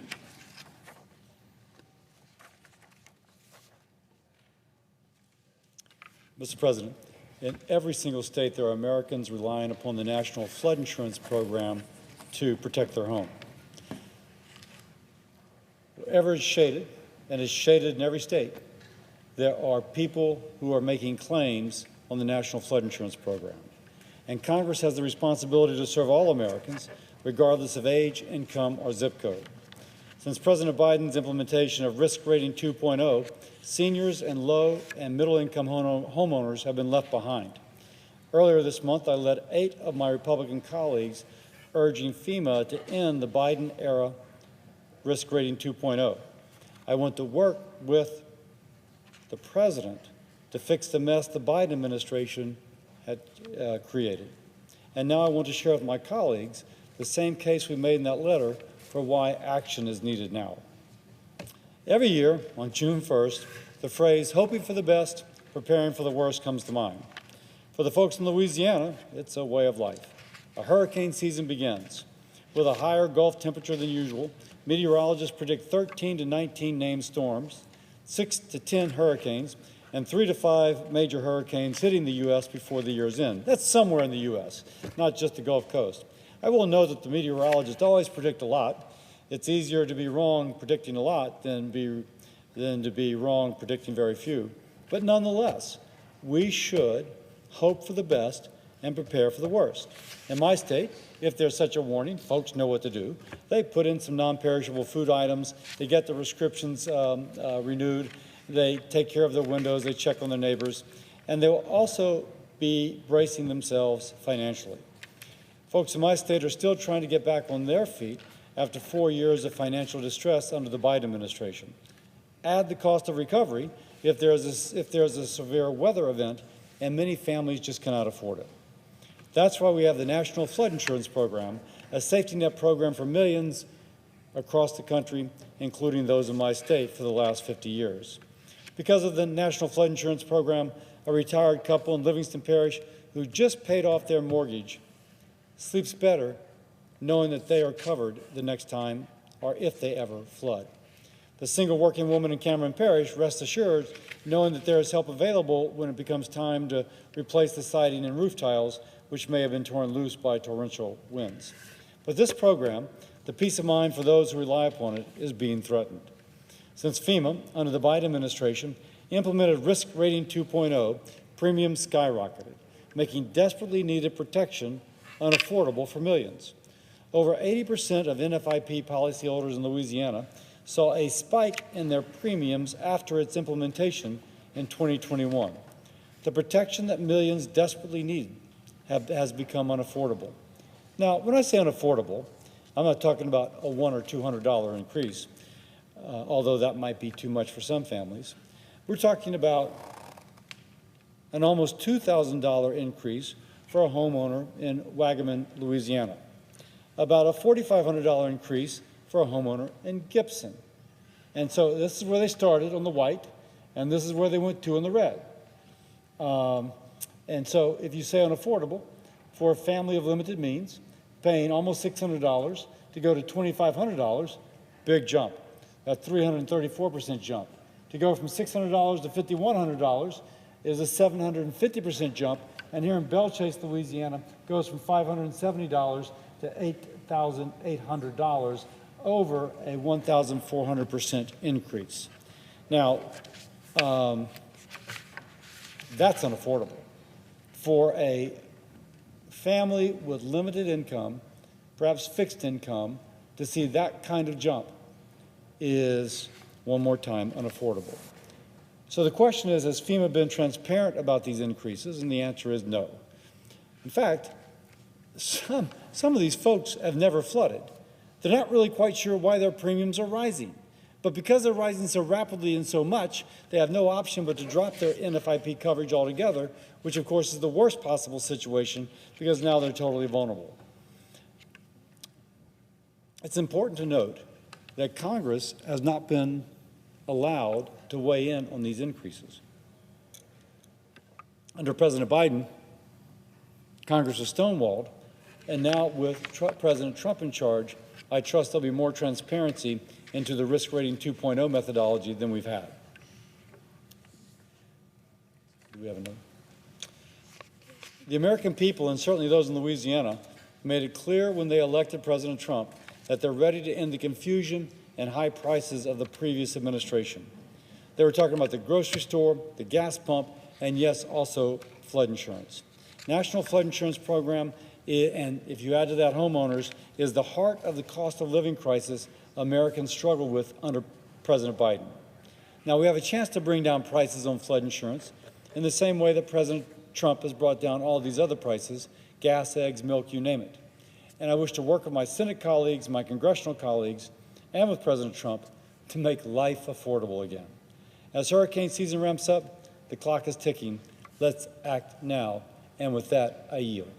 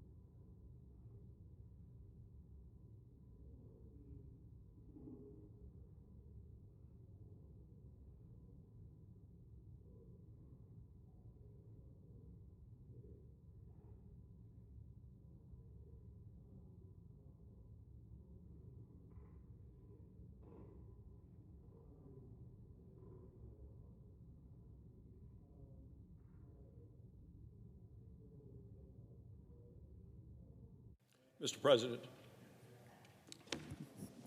Majority Whip. Thank you, Mr. President. Mr. President, I come to the floor today because for the last few years, I think we can best describe the time in America as a time of record high prices and wide open borders. Prices soared by over 20%, which was a 40-year high. 10 million illegal immigrants flooded across our nation's borders. American families struggled and communities were unsafe. So in November this past year, the American people said, enough. They rejected the chaos and the extremism of the Democrat Party and the Democrat leadership, and they chose Republicans in order to get the country back on track. So the bill that we are voting on this week is the Republican plan, a plan for a safer and more prosperous America. It's a plan to cut taxes, lower prices, secure the border, and of course, to strengthen our nation. It is the blueprint to renew, to rebuild, and to restore our nation. Here's how. First, our bill stops a $4 trillion tax increase. Now, that would be the biggest tax increase in the history of the country. Every Senate Democrat has vowed to stop the bill. That's because the Democrats are the party of record high taxes. They want people's taxes to go up to a tune of $4 trillion. If the Democrats have their way, every working family in America will pay more in taxes. They'll see a higher tax bill next year. So if you make between $30,000 and $80,000 a year, when our bill passes, you're going to get a 15% tax cut. We cut taxes on overtime, on Social Security, and on tips. If you're a waiter, a police officer, a nurse, you're going to keep more of what you earn. If you're on Social Security, you will see more money at the end of each month through a larger deduction. Now, this is real relief for the American people who have been suffering through 4 years of record high prices. Additionally, and as a doctor, I think this is critically important, our bill strengthens Medicaid. Medicaid exists for the vulnerable, for children, for pregnant women, for the disabled. That's who it was set up and established for. But right now, Medicaid is failing them. And the problem, of course, is the waste and the fraud and the abuse and the corruption that has been allowed to get into that system as a result of the last 4 years of liberal leadership in Washington. Experts tell us that over the past number of years, over $1.1 trillion has been wasted on improper payments alone. And Washington was happy to shovel the money out of this city to big states and big cities. States such as California, money meant for the vulnerable was siphoned off. It was diverted for free health care for illegal immigrants. Well, our bill stops all of that. We also believe and add the fact that there needs to be work requirements. Work requirements for able-bodied, working-age people. If people can work, they should work. That's how you move people from poverty to a paycheck. Additionally, our bill secures the borders and deports illegal immigrants. The border has been wide open for the last 4 years. Over 10 million illegal immigrants have come into the country. We've seen the numbers, we've seen the videos, the crime, the chaos allowed by the previous administration, and we've seen how quickly things can change with real leadership in the White House. It's dramatic. It's the improvement that the American people have wanted. Our bill invests $160 billion in public safety, hiring 10,000 new immigration and customs agents, hiring 3,000 new Border Patrol agents, finishing the wall, giving our officers a well-deserved bonus for keeping our communities safe. Additionally, the bill we have unleashes American energy. Under Joe Biden, energy prices rose 31% in 4 years. Well, we fix that by producing more energy right here at home in America. We open up energy production onshore, offshore, and in Alaska. That means affordable gas prices, lower energy bills, good-paying American jobs. It powers innovation here at home. America is an energy superpower, and once again, we're going to act like it. Additionally, our bill restores American strength. For 4 years under Joe Biden, the world saw American weakness. This bill, as well as our actions last weekend, send a clear message. America is strong again. We invest $150 billion in our military, we build 13 new warships, and we boost shipbuilding capacities. Remember, strength deters. Weakness invites aggression. A ready America is a safe and strong America. Well, that's what Americans want. It's what they need, and it's what Americans voted for in November. Lower taxes, safer communities, secure borders, strong economy, leaders who put common sense ahead of chaos. And that's exactly what this bill delivers. This bill keeps the promises that we made to the American people. Well, a vote against the bill, and that's what the Democrats are coming to the floor, and they're promising that they're going to beat this thing. That would saddle hardworking Americans with the largest tax increase ever, with open borders, with a weaker economy, a weaker country.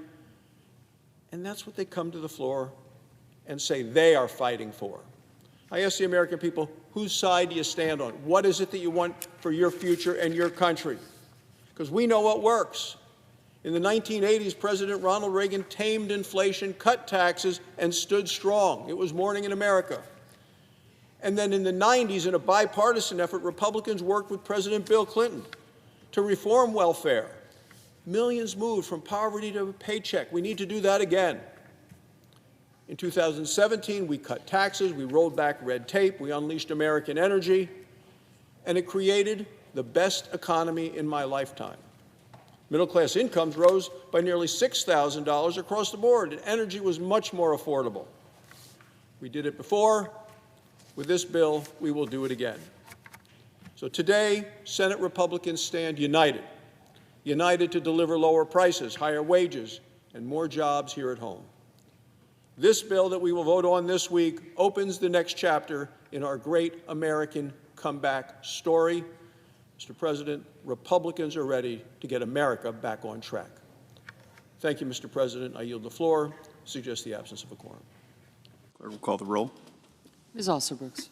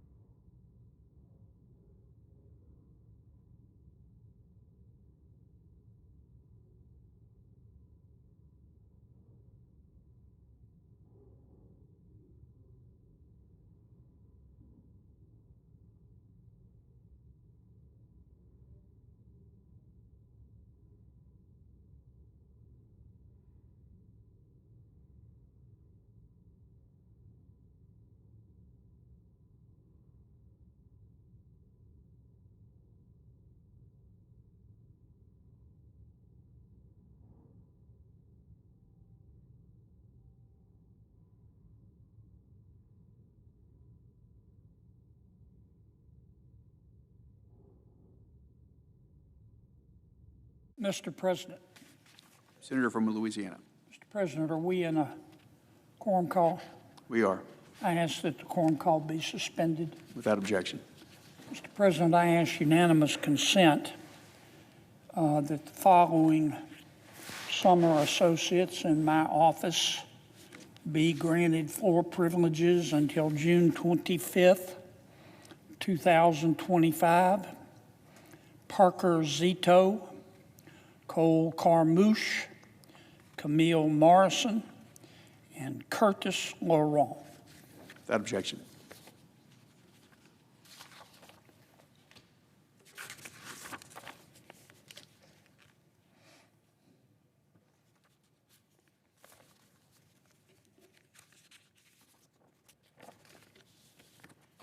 Mr. President, where is Russia? Where is President Putin? I ask that question in light of what's been happening over the past week in Iran. Where's Russia? Where's President Putin? You couldn't find either one of them with a search party. Dog the Bounty Hunter all of a sudden couldn't find President Putin. All of a sudden, even Google can't find Russia. I thought Iran and Russia were peeps. I thought they were best friends. I mean, for decades, Iran and Russia have had a partnership where they have attacked everyone in the freedom-loving West. They're best buds. Now, I know Iran has a relationship with China, but that's more transactional. China just likes to buy Iran's cheap oil. With Russia and Iran, it was supposed to be a deeper, more meaningful relationship. And this isn't something new. It's been a partnership for decades. I remember when Putin invaded Ukraine, one of the first allies he turned to was Iran. And Iran sent Russia ammunition. And Iran sent Russia artillery shells. And Iran sent Russia drones. And Iran has sent Russia drones and ammunition and artillery shells every single day of the war. So where's Russia? I mean, it hadn't been a good week for Iran. Where's Russia? On Monday of this week, Iran's top diplomat met with President Putin and asked for help. You know what President Putin said he would provide? Nothing. Zero. Zilch. Nada. Some kind of friend. And you know, it's not the first time that we've seen President Putin's true colors. It's happened before. You would think that Iran would learn. The month after Iran, through Hamas, attacked Israel, back in October of 2023, Iran immediately asked Moscow to supply Iran with, because Iran knew what was coming, and so did Hamas. They knew retribution was coming from Israel. Iran asked Moscow for jet fighters, for attack helicopters, air defense systems, and training jets. And Iran was sure that their buddy Putin would be there. Putin sent him a few jets and said, "Go away. Don't bother me." And then, not long ago, when Israel took out the better part of Iran's air defense system, its Golden Dome, wasn't exactly golden. It was more like tin. But the Israelis took it out. Iran asked Russia, said, "Look, we have to rearm. We're naked and alone here. We need more air defense missiles to shoot down the Israeli planes." President Putin said, "Go away. Don't bother me." What a friend. President Putin has done it to other countries. Russia has had alliances not just with Iran through the years. I'll give you a couple of examples. Armenia. Armenia and Russia were best buds. Two peas in a pod. But when Armenia got in a war with Azerbaijan, let me say that again. Azerbaijan, once again, you couldn't find Russia with a search party. Iran and Russia worked together to prop up al-Assad in Syria. Remember that? When the people of Syria were revolting against Assad, who had blood under his fingernails, you know who kept him afloat? Iran, yes, but especially Russia. And then Assad got in trouble. And that's when he really needed Russia. And he went to Mr. Putin and said, "Help me, help me." And Mr. Putin said, "No, you're on your own. You can come to my country where they can't get to you, but that's it. Too bad. I don't need you anymore." I hope a lot's going on with respect to the Middle East right now, but I hope that the world notices what kind of friend Russia is.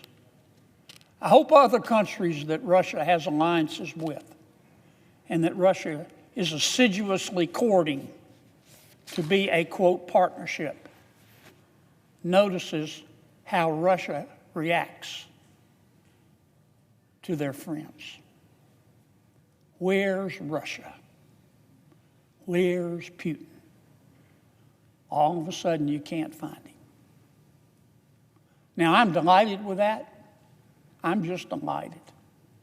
But this was very, very predictable.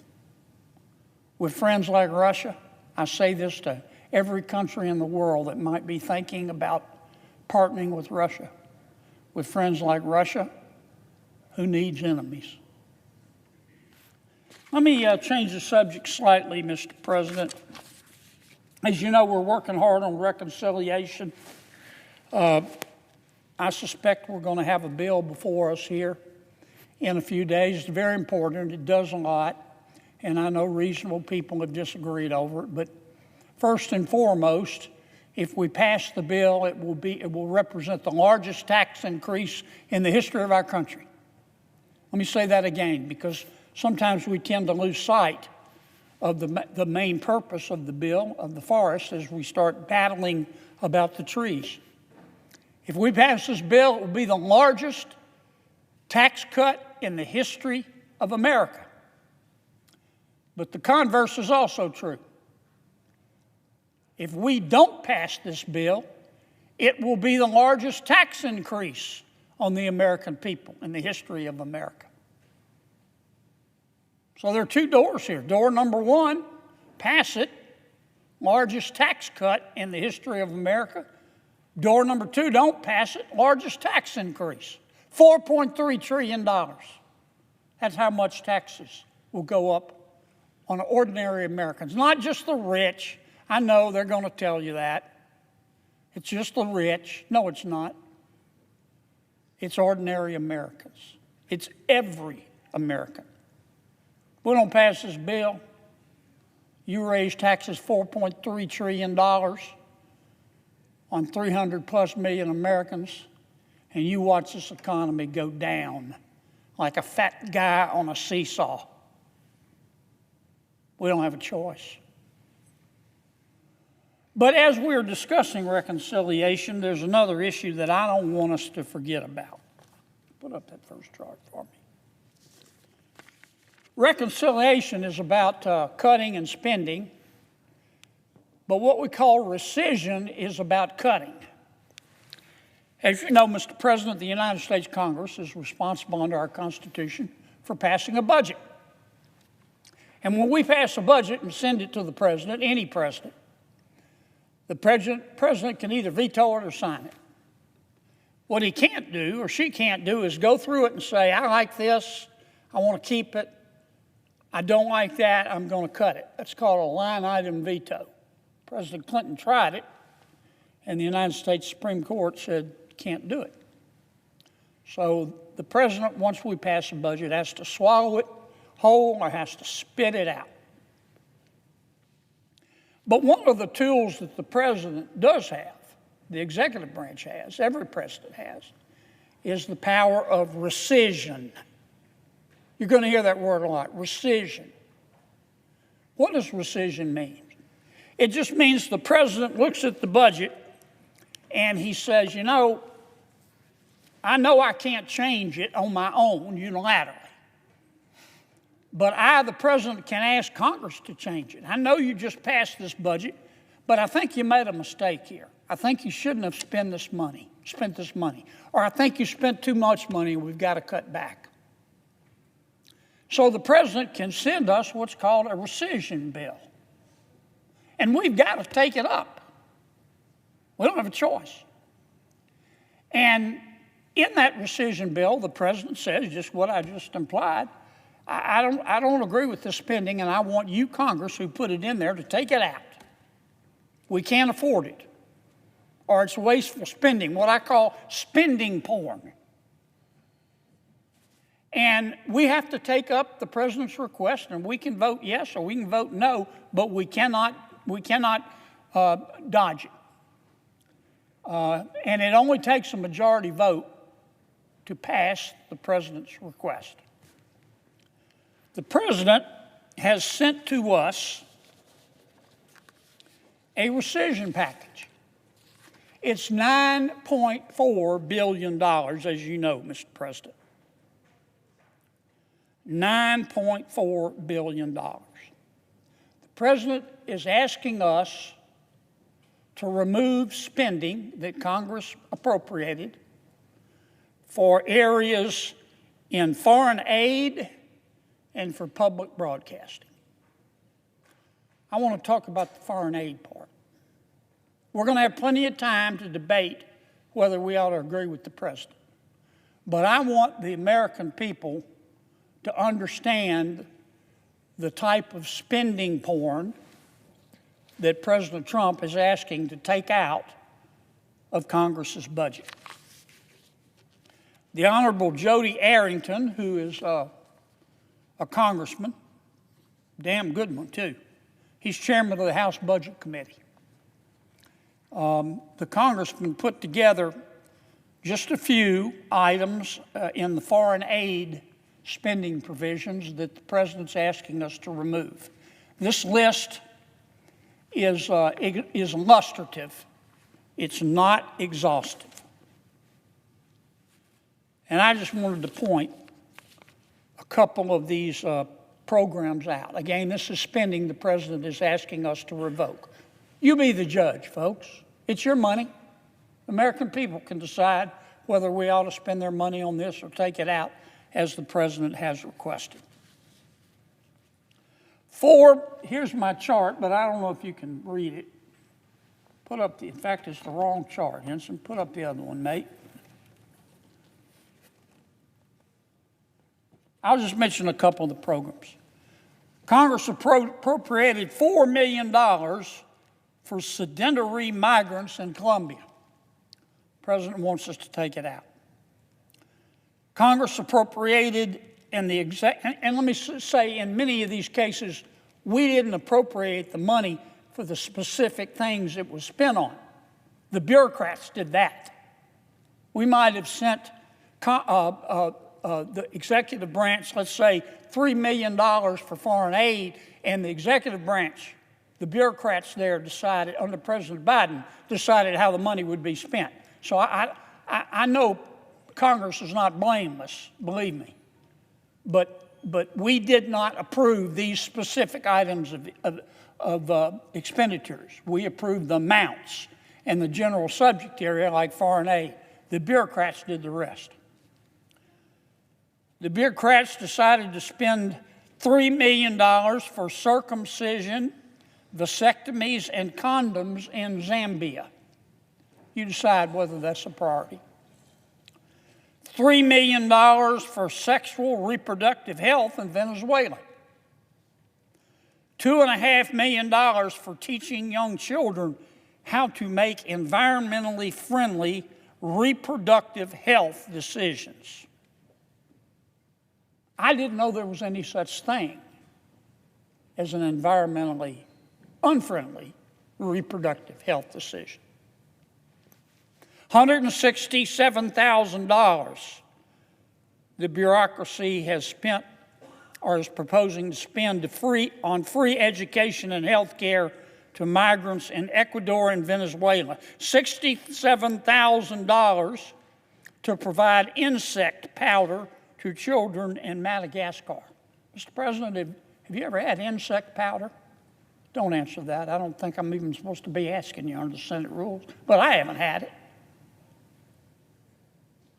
In the area of LGBTQIA and gender programs, and again, you be the judge whether this is something we ought to be spending your money on when we've got $36 trillion of debt. LGBTQIA stands for lesbian, gay, bisexual, transgender, intersex, and asexual. The one I had to look up was intersex. Apparently, intersex is when someone identifies as both a man and a woman. The bureaucracy wants to spend $5.1 million to strengthen the, quote, resilience of lesbian, gay, bisexual, transgender, intersex, and queer global movements. The President has asked us to take it out.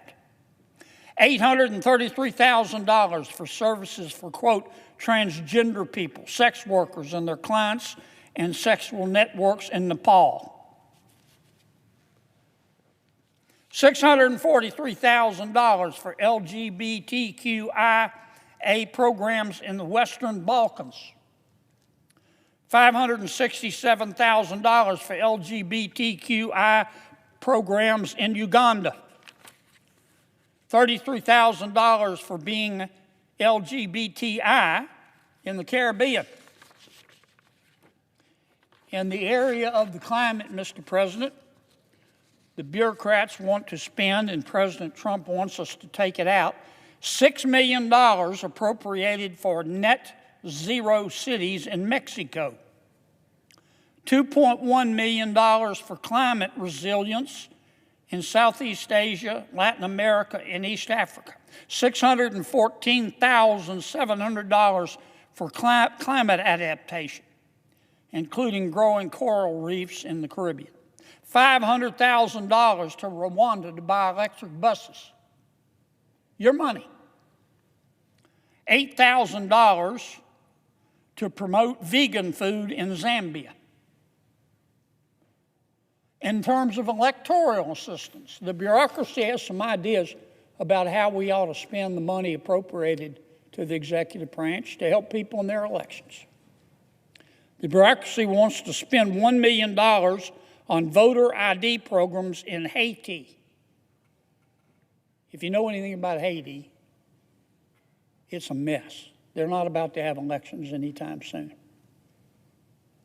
$889,000 for electoral reforms and voter education in Kenya. In the area of media, arts, and culture, the bureaucracy proposes to spend $6 million to support media organizations and civic life in Palestine, and $3 million for Iraqi Sesame Street. This is just a taste, Mr. President. This list is illustrative. It's not exhaustive. So when you see us debating whether we should reduce the federal budget by $9.3 billion, which the House has already decided to do, and now it's our turn, and I say which I have repeatedly said and will continue to say, is that all the President is asking us to do is cut the spending porn from the budget. You can make up your own mind. It's your money. If you think you ought to be spending the money on this, encourage us to vote no. But if you think you could spend this money of yours better than the bureaucracy could, or we could spend it on our kids or our roads or our health care, then encourage us to vote yes. Thank you, Mr. President. I see my colleague, Senator Warren, is here, so I will yield the floor.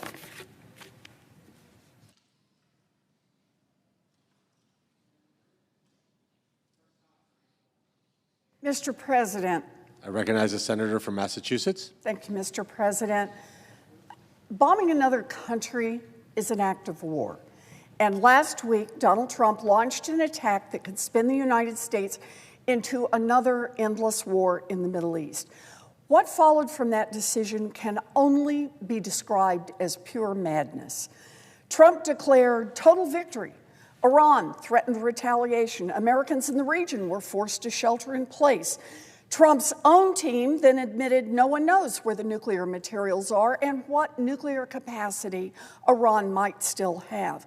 Trump called for regime change, and then last night, just for a moment, we hoped and believed there was a ceasefire, only for us to wake up to frantic posts on social media by the president begging both sides to stop shooting missiles and rockets at each other. Today, the deputy commander of Central Command could not describe what kind of contingency plans the Defense Department was making, or even whether they did or didn't have plans for the U.S. to put boots on the ground in this Middle East conflict.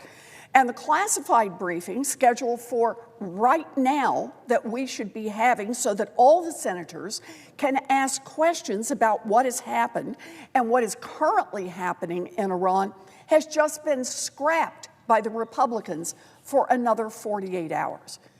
There is no grand plan. There is no careful effort to develop a responsible U.S. foreign policy designed to keep us all safe. Once again, Donald Trump serves up chaos, dangerous chaos that threatens the long-term security of the American people. New reporting by CNN and the New York Times suggests Donald Trump's bombing of Iran failed to destroy its nuclear program. The media reports highlight that the strikes only set back Iran's nuclear program by a few months, while risking another war in the Middle East. Now, we all agree that Iran should not and cannot have a nuclear weapon. We are committed to that. But the only successful strategy for preventing Iran from developing a nuclear weapon is diplomacy, something that Donald Trump had been pursuing right up until Prime Minister Netanyahu began bombing Iran. That is what we need right now, for all sides to come to the table to build an agreement that is sturdy and that cements lasting peace in place. But Trump's reckless action, backed by many Republicans in Congress, makes it more likely that this crisis escalates into a deadly cycle of violence. Trump's reckless action puts American lives at risk. Trump's reckless action risks initiating another endless war that could last months or even decades as it did in Iraq and Afghanistan. We have the power to put a stop to this madness right now. Senator Kaine has introduced a war powers resolution to stop Donald Trump from turning these Iran bombings into another endless war in the Middle East. Americans don't need another war. Americans don't want another war. They need and want good jobs and lower prices, and that is exactly what we should be focused on. Now, when Donald Trump ran for president, he promised over and over and over that he would lower costs on day one. His words, on day one. And after he was elected, he was told that his policies would drive up costs. Trump said he, quote, couldn't care less. Now we are on day 154, and costs are up. Families are paying more for gas, more for housing, more for electricity. Prices are even going up on baby strollers, or as Donald Trump calls them, the thing you carry babies around in. Yeah, Donald Trump, man of the people. So logically right now, Republicans in Congress are ramming through Trump's big, beautiful bill. A bill that is not designed to bring down costs, but that will rip away health care from over 16 million people and hand that money over to every billionaire CEO who paid to be in front row at Donald Trump's inauguration. For anyone who's watching, I'm here today to read into the record 10 ways that Trump's and Republicans' big, beautiful bill will make your life more expensive. 1, your utility bills may go up. The Republicans' bill will get rid of investments that we've made in clean energy. Now, we need that energy, and the Republicans take our country backwards. It also means that the price of electricity will go up for American families like yours. 2, your rent could go up. How? Republicans are trying to block state and local governments from fighting schemes that predatory housing companies use to artificially jack up the price of rent. 3, if you're a kid from a working class family and you don't have the money to write one check to pay for college, Republicans will make that even more expensive for you. That's right. Republicans want to make it more expensive for you to go to college. They are cutting Pell Grants. 4, Republicans are making your student loan payments go up. Independent experts explain that by changing how student repayment plans work, Republicans could raise your student loan payments by an average of $400 a month. 5, Republicans are making it more expensive to go to medical school. I cannot believe I have to say this, but rich kids should not be the only ones who can become doctors. But this bill would limit how much you can take out to go to medical school, how much you can get in loans. 6, Republicans are making the cost of groceries go up with this bill. They are cutting food assistance, or SNAP, by nearly $200 per person per year. More than 7 million people will have less help, including more than 4 million people who will lose their food assistance altogether. 7, Republicans are increasing the cost of prescription drugs for millions of Americans. By demanding that states require higher copays for prescription drugs from $4 to $35, the cost of a prescription will go up nearly 900% for people on Medicaid. 8, Republicans will send your Affordable Care Act premiums skyrocketing, pushing them up by thousands of dollars, and in some cases, tens of thousands of dollars every year. 9, Republicans will drive up the cost of private health insurance. More than half of all Americans get their insurance through their employer, When a portion of the uncompensated care that happens under the Republican bill is shifted to private insurers, experts estimate that the cost to your family will be increased by hundreds of dollars a year. And 10, Republicans are ripping health care away from Republicans are ripping health insurance away entirely from 16 million people. For those people who will be uninsured, the cost of essential services like x-rays and blood tests will go up. A trip to the emergency room, if God forbid there's an accident, could mean that they go bankrupt. And that's just 10 ways that this bill could raise your costs. That's bad. But what makes the bill worse is that the money you lose does not pay down the national debt or help us rebuild our roads and bridges. Nope. The money you lose will be handed directly to a handful of giant corporations and billionaires in the form of new tax giveaways. Yes, Republicans are stealing your health care to pay for Jeff Bezos's third yacht.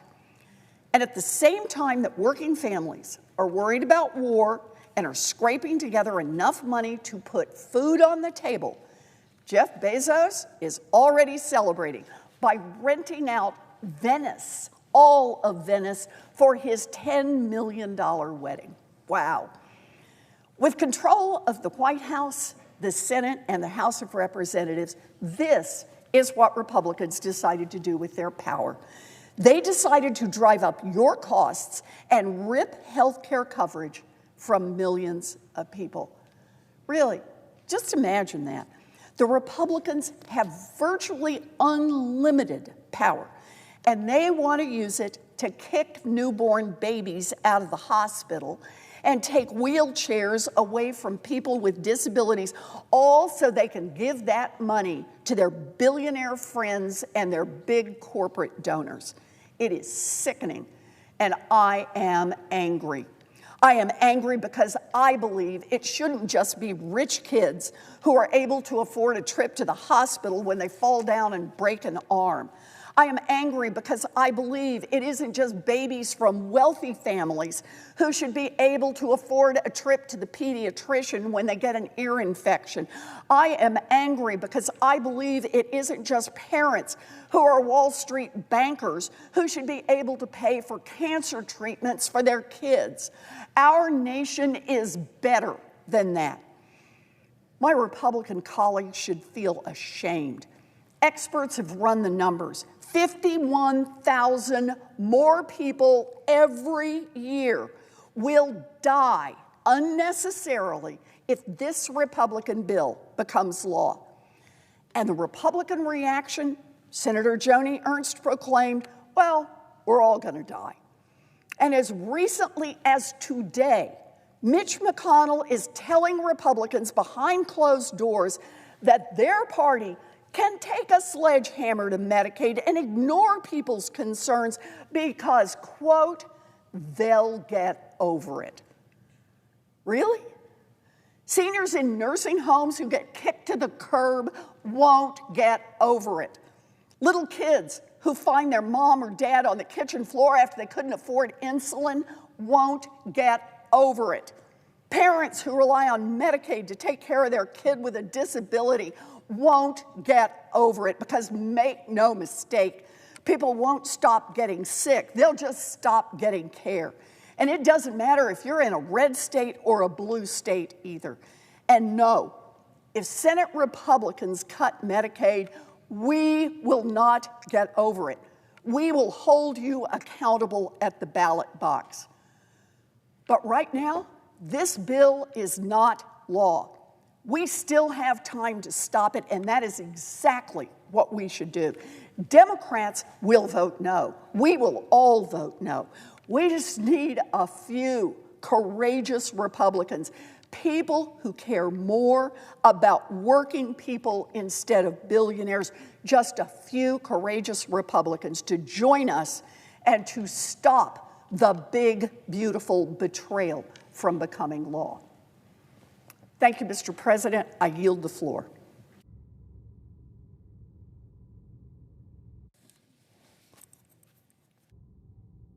Mr. President.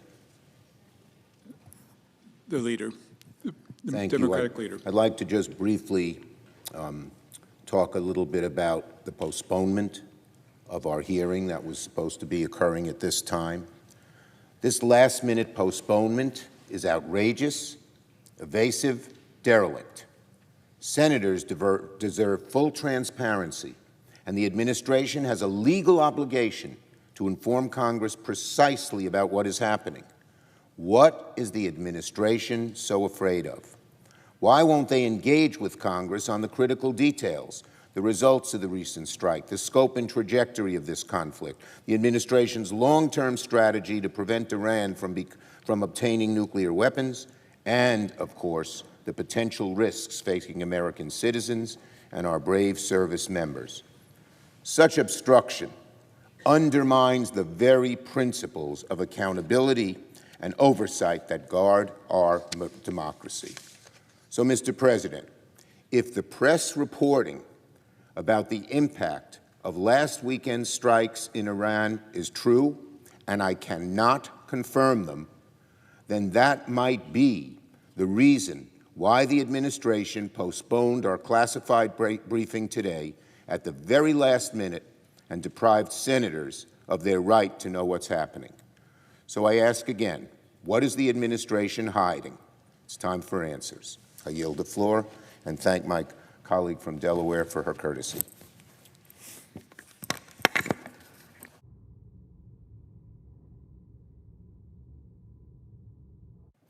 Mr. President. Senator from Delaware. Thank you, Mr. President.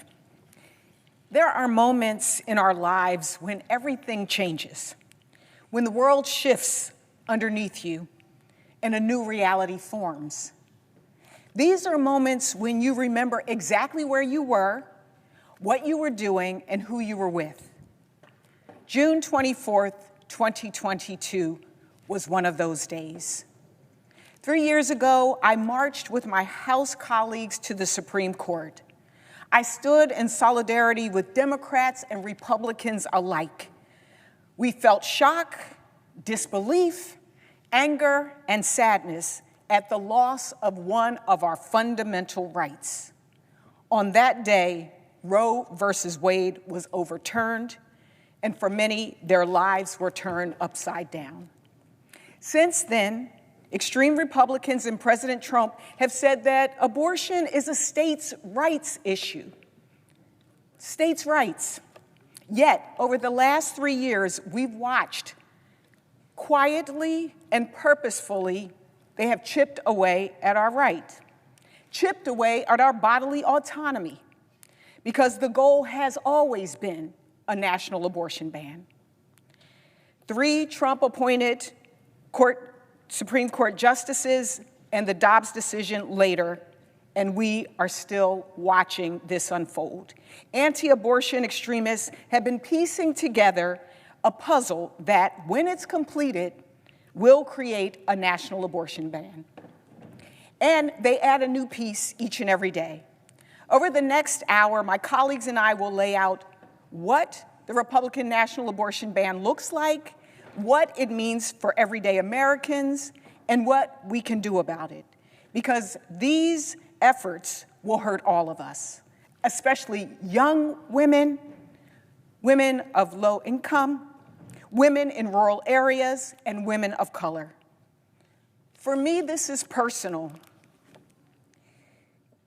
I could have lost my daughter-in-law because she did not get the care she needed. And I remember getting a call on Christmas morning. I was in the kitchen, I was cooking, and I heard my daughter-in-law on the other end of the phone say, "Mom, my water just broke. It's too soon." She went to the hospital, but again, the hospital we went to could not provide the care that she needed for the miscarriage that she was having, and they sent her home. And I remember thinking about all the committee hearings that I had on the health subcommittee in the health committee in the House, and how the data was clear that we in this country have a maternal mortality crisis. that Black women die 3 times the rate of our white counterparts. And all I could think was, we got to get you somewhere. And we did. Fortunately, Ebony is here alive today. Fortunately, Ebony was able to have my beautiful granddaughter because of IVF, I might add. But stories like these are all too common. It disproportionately affects Black and brown women. We face reproductive challenges. We have a higher mortality rate. We have higher rates of reproductive cancers. We have higher rates of preterm births. Like I said, this is personal. We're here today to show the American people that we did not forget about the Dobbs decision, especially because the majority of Americans, Democrats, Republicans, and independents, believe that we should have legal and safe abortions. We're here today to tell the Republican Party you can't have it both ways. You can't claim to be the party of personal freedom while telling us what to do with our bodies. President Trump, you can't claim to be the fertilization president while making it more dangerous for women to give birth. You can't claim to be the party of strong economic growth while cutting Medicaid, food assistance, and child care for many women who needed to participate in the workforce, and all to give tax breaks to people who already have all of these resources. We're here today to show extreme Republicans across the nation that we see what you're doing, quietly assembling the pieces of the puzzle. And when it is completed, it will strip Americans of their access to abortion care in red states and blue states. We're here to show just how important it is that we fight this reconciliation bill. Whether you call it a big bad bill, whether you call it a big ugly bill, whatever you call it, this is the moment for people to speak up, because it is just another piece of the puzzle. And we're here to shine a light on the ultimate goal of a national abortion ban. I stand here and I think about the young women that I saw as I came to this floor. I think about my niece. I think about my daughter. And I think about my granddaughter. And the fact that they now have less rights than I did, than my mother did, and than my grandmother did.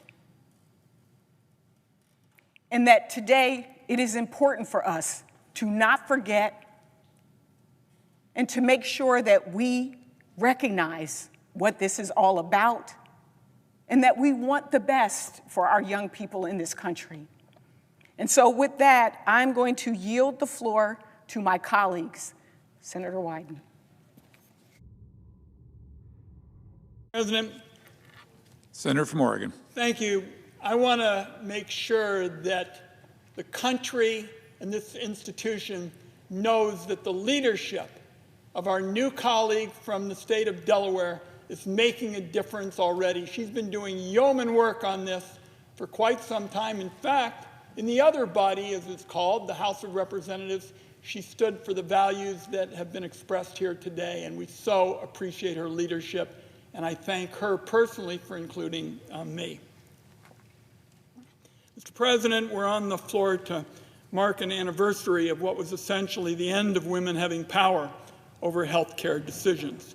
Before Roe versus Wade was overturned, many of my Democratic colleagues and I warned that it would be deadly for women. We were labeled liars and gaslighters and fearmongers.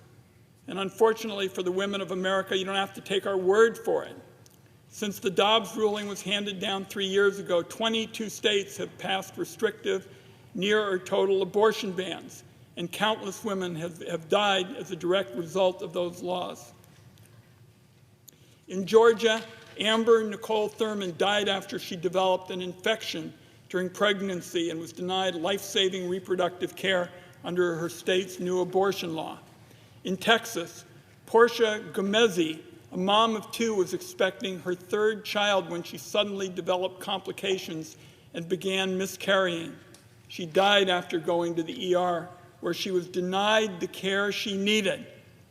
And she was left, Mr. President, to bleed out, all because her doctors were too scared to perform the necessary medical care under Texas's abortion law. Josely Barnica of Texas was pregnant, hoping to give her daughter another sibling when she developed complications with her pregnancy. She rushed to the hospital, where doctors left her to suffer for 40 hours without giving her the health care she needed. That was because it was illegal under Texas law. She died 3 days later after developing a preventable infection because she had been denied care. Despite federal law that requires providers to give women reproductive care in emergency medical situations, these states are letting women die anyway. Every single one of these deaths was preventable if Republican lawmakers hadn't put abortion bans in place that threaten doctors and hospitals with jail time and other legal actions if they provide necessary reproductive care. Many of the women hurt by these abortion bans are already mothers or women hoping to start a family. But because they're being denied necessary care, those that don't die are often being left with complications that take away their ability to have kids in the future. In Tennessee, Breanna Cecil had to travel out of state, all the way to Chicago to get an abortion after a complication with her pregnancy. But before returning to Tennessee, she developed a recurring infection that resulted in invasive surgery that left her infertile. Breanna says that her state's strict abortion law, quote, took away her fertility. So, Mr. President, I'm going to end very briefly by fast-forwarding to 2025. Republicans don't seem to have learned any lessons. They don't seem fazed by the pain and suffering their laws are causing women and mothers across the land. Instead, they're doubling down on their efforts to restrict access to reproductive care for even more women, this time through a backdoor abortion ban in the reconciliation budget bill. This legislation contains a provision that would strip funding from Planned Parenthood clinics that perform abortion services. And Mr. President, Planned Parenthood does not receive a single dime, not a dime of federal funding for abortion care. These clinics do receive funding to provide essential care like STD and cancer screenings and annual exams, often for women of color or women living in low-income communities have access to this care. All of this will be ripped away under the Republican big, bad budget bill, alongside the 16 million people they plan on kicking off their health insurance with their Medicaid and Affordable Care cuts. Before Roe was overturned, I warned repeatedly that the loss of privacy, loss of the right to make your most private decisions free of government intrusion would have a domino effect. Unfortunately, that's become the reality. The overturn of Roe has not stopped at abortion. Since the Dobbs ruling, Republican lawmakers and conservative judges have also taken aim at the use of IVF and contraception. A headline out of Ohio less than 1 week ago reads, Republican lawmakers in Ohio to propose total abortion and IVF ban. The endgame for Republicans here is a politician in every single exam room and bedroom in America, a politician between you and your doctor, between you and your spouse. The overturn of Roe has stripped women in America of the right to make their own health care decisions. It has stripped women of control over their own bodies and has stripped women of their basic constitutional rights. Mr. President, ever since I chaired the first ever congressional hearing on access to abortion medication back in 1990, I felt that this was a fundamental right that women were entitled to. And I am just as committed today to battling against these draconian laws as long as it takes to secure women the ability to make their own health care decisions. I see a number of my colleagues on the floor who've been eloquent speakers for women's health care. I want to close by thanking my colleague from Delaware again for championing all of us to be here at this time to make sure that we made a difference and spoke out We very much appreciate your leadership. I yield the floor.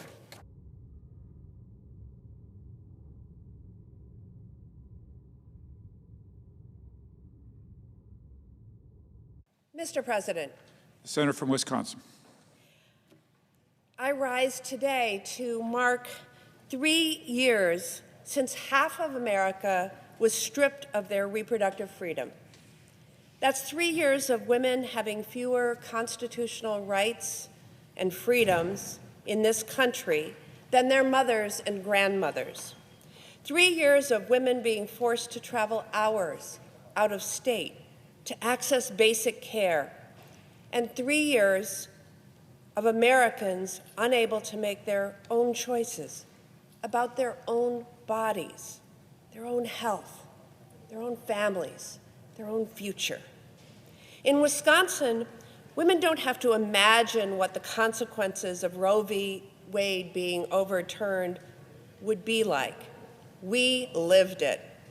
For 15 months in my state, women were sent back to live under a law that was passed before the Civil War. Yes, you heard me correctly. A law that was passed in 1849, 70 years before women would get the right to vote, and only 1 year after the state of Wisconsin became a state. Women who wanted to control their bodies had to drive hours. They had to arrange childcare, take time off work, and pay for lodging just to access health care. Other pregnant women in our state bled in hospital parking lots for hours until they were on the verge of death before they were legally allowed to receive care. Others, like Megan, one of my constituents, found out that she and her husband were expecting. They found that out in April of 2023. She told me that day rivaled our wedding day for the happiest we'd ever been. But that joy didn't last. At her 20-week ultrasound, Megan discovered that her baby had severe abnormalities and likely would not survive. What's worse, every day that Megan remained pregnant, her life was in danger too. But instead of grieving their loss in private and at home, Megan and her husband were forced to travel to Minnesota to end her pregnancy. She wrote to me last year, "The government claims that if my life is at risk, they would make exceptions. But how sick does one need to be? Do I need to be bleeding out before a doctor can intervene? Does someone need to go septic before a procedure would be performed?"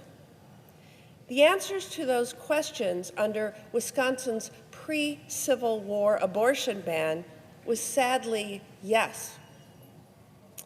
Thankfully, Wisconsin has restored access to abortion care in 3 counties. That still leaves women in 69 counties who face long drives and wait times to see a doctor for care. Look, I'll be the first to say that we have some serious work to do to give women the full freedom to control their bodies. But instead of listening to the vast majority of Americans and working in good faith to restore Roe, my Republican colleagues are doing just the opposite. The Republicans' big, beautiful betrayal is another step towards a backdoor national abortion ban. Their bill will defund Planned Parenthood, putting access to abortion care once again in jeopardy for Wisconsin women.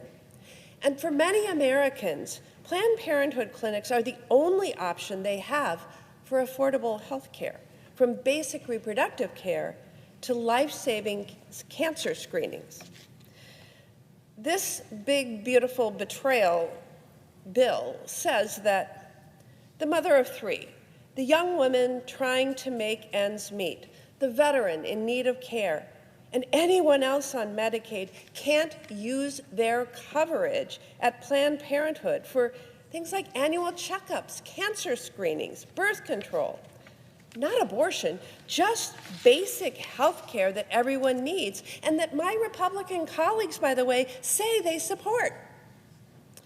But by doing this, it will defund one of the only abortion providers in many places and take Republicans one step closer to their ultimate goal of banning abortion nationwide. It is no secret that this has been their plan. Since the day Roe was decided, it has become the mission of so many Republicans to turn back the clock and take away this constitutional right, this freedom.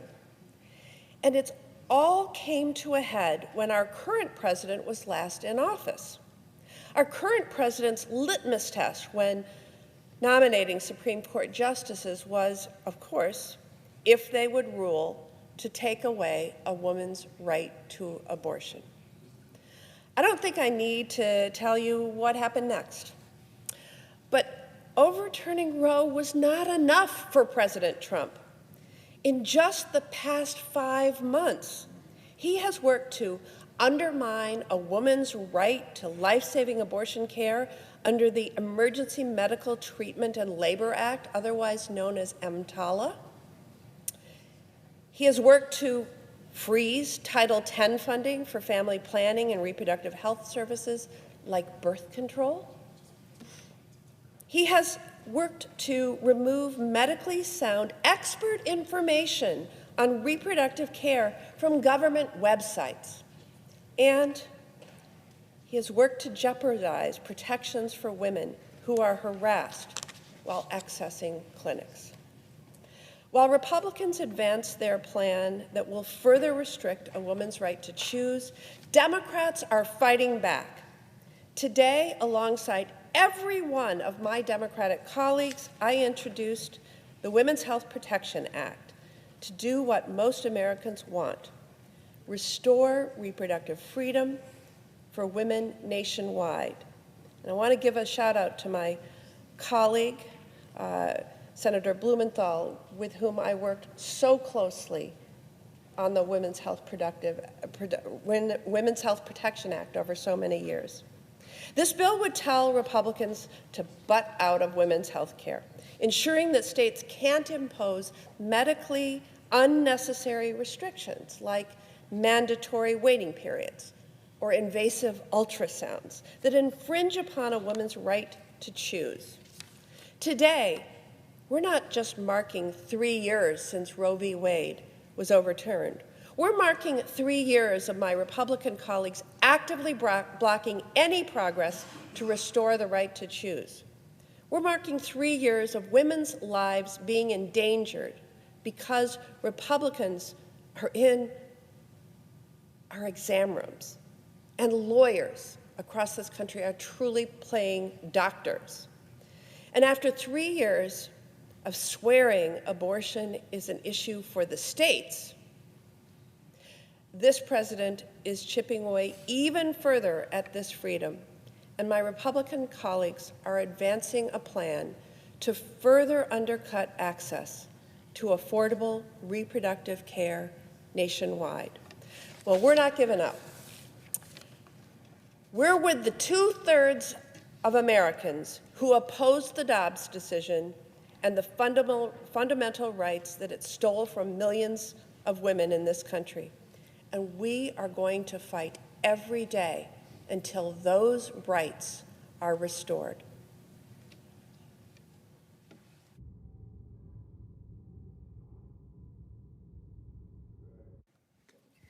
Senator from Connecticut.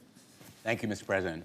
I am so honored to follow my colleague from Wisconsin, who has been such a steadfast and strong partner in this effort to advance the Women's Health Protection Act. And I will be honest in this chamber. When we first introduced this measure, almost 15 years ago, the idea that Roe v. Wade could or would be tossed aside was unimaginable. It was firmly established law for decades, relied on by American women and men.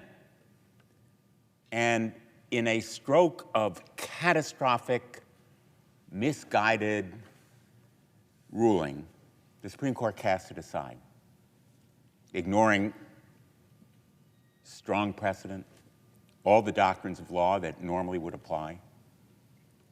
And so the Women's Health Protection Act now is more necessary than ever before, certainly than in the days when we first offered it. And my own involvement actually in this issue began when I was law clerk to Justice Blackmun in the year after Roe v. Wade. And there was still controversy about whether Roe would survive. But in decision after decision, the United States Supreme Court reaffirmed it. And in fact, as a member of the Connecticut State Senate, I offered a bill, and it passed, to codify Roe v. Wade in our state laws in Connecticut. Connecticut has led the nation proudly in protecting reproductive rights, in safeguarding access to clinics where abortion services are provided, in fighting for Planned Parenthood funding, in protecting doctors who provide these critical services to women coming from other states that may actually criminalize that kind of care. But we know now what the challenge is and what we must do. The Women's Health Protection Act should be the law of our land, but in the meantime, we have to fight the efforts to handicap and straitjacket women in their efforts simply to seek basic health care. We are in the midst of an assault on women's health care. It's really an attack on women and families. Men have a stake in this fight. You cannot escape this issue simply because you are a man. It affects you and your families as much as it does women. The decision in Dobbs stripped millions of women of the freedom to make their own health care decisions. The idea that Dobbs would simply return the issue of reproductive rights to the state was always disingenuous. And states across the country have created a full-blown health care crisis in the chaos and confusion that has ensued. Since Dobbs, more than 31 million women live in states where abortion is banned or under the threat of banning it, and nearly 9 million women live in the 12 states with bills proposing to bring homicide charges against them for having an abortion. And the effects of Dobbs don't have to be a matter of speculation anymore. I actually commissioned or requested a study from the GAO in 2022 about the economic effects of Dobbs. That report has just been released 3 years later, and my first reaction was, why did it take so long? But my second reaction was, thank goodness you took that long and you did an honest and accurate appraisal of what the effects are. And here is the bottom line.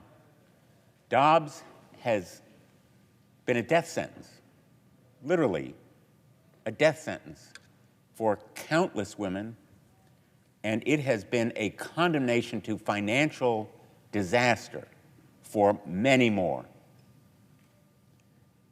This study shows inextricably the link between denial of health care and the maternal mortality rate for women and their financial distress, even if they survive. The Trump administration has aggravated this problem in literally just recent weeks. On June 19th, 2025, a Trump-appointed federal judge struck down a Biden administration rule that strengthened privacy protections for information related to reproductive health care, such as abortion and gender-affirming care. On March 5th, 2025, President Trump announced his administration would no longer enforce a federal law that requires hospitals to provide women abortion care in an emergency when their lives are threatened, when literally they could die. No longer will emergency rooms be required to provide that care. On April 1 of this year, the Trump administration began withholding tens of millions of dollars under Title X in family grants for Planned Parenthood and other organizations in our country that support critical family planning efforts and preventive health care, including cancer screening, pregnancy testing, birth control, treatment of sexually transmitted infections, infertility services, and more. It's not just efforts to prevent abortion. It's a war on women's health launched by this administration. And unfortunately, this administration is just getting started. The fact is that unsafe and unintended pregnancies have huge costs in lives and dollars, impacting all of us. And that's why I'm proud to live in Connecticut, that has expanded abortion care and ensured that women in other states could access compassionate care if necessary. But the attacks by Republicans continue, and they are attacks on reproductive freedom, on women's health care, seeking now to restrict access to abortion medication, refusing to recognize the right to use contraceptives, working to defund preventive health care through Medicaid in clinics like Planned Parenthood. So I'm proud to continue this fight. It's a fight that we absolutely must win. May not be in the next days, but we will be fighting in the next days against the provisions of this big, ugly betrayal that so disgrace our nation, if passed. And I am grateful for all of the members on our side who are joining us today on this third anniversary of Dobbs to say enough is enough. We need to protect reproductive freedoms from this onslaught against them. Thank you, Mr. President. I yield the floor.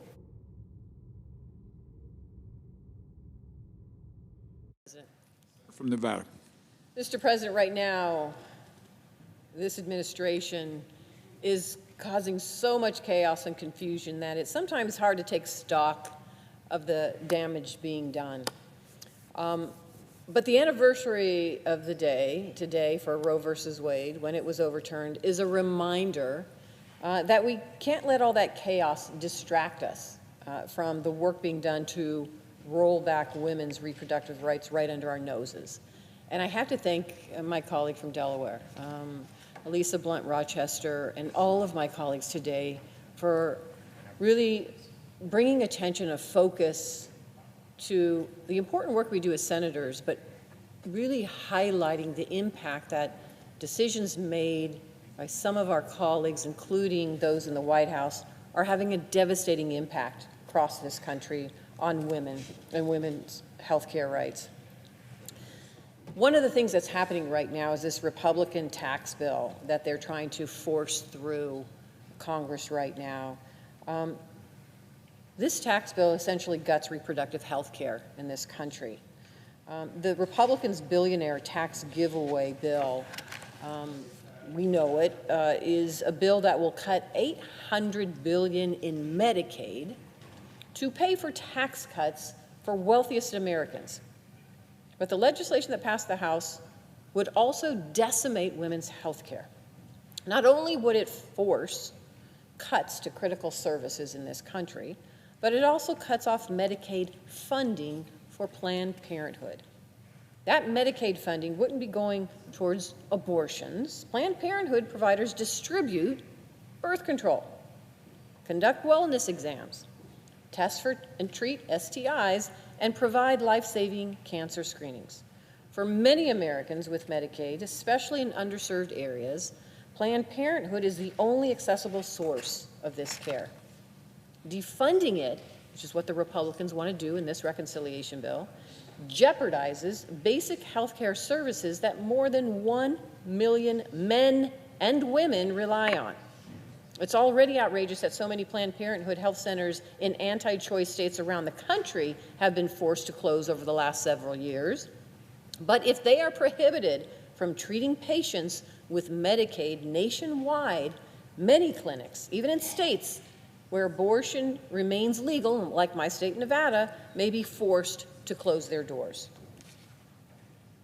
So, in states like mine, where women have access to essential reproductive care, Republicans are working to strip that access away, ignoring the will of states like Nevada that have chosen to protect these rights.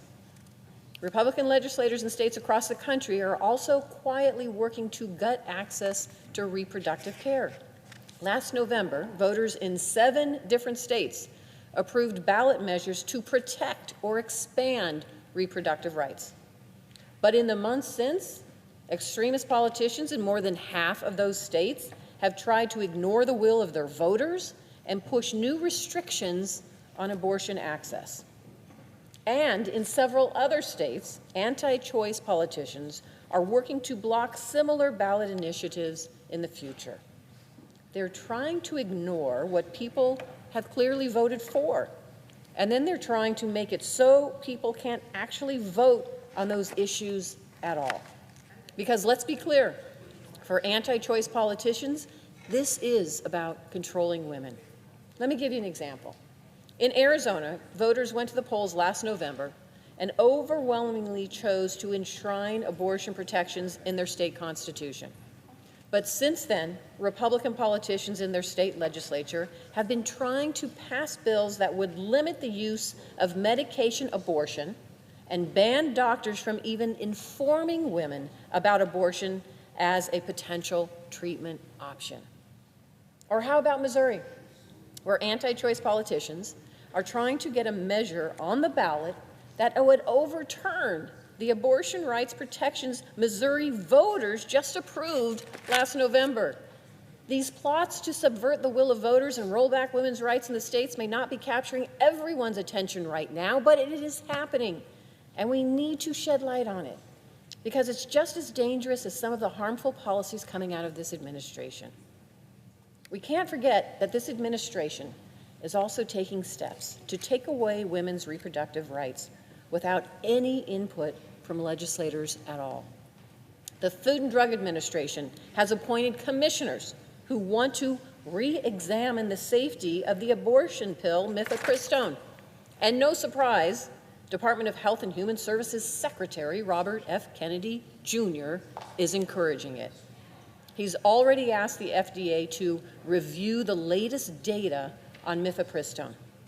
Secretary Kennedy is raising questions and injecting doubt about this medication that has already been proven to be safe and effective over the years.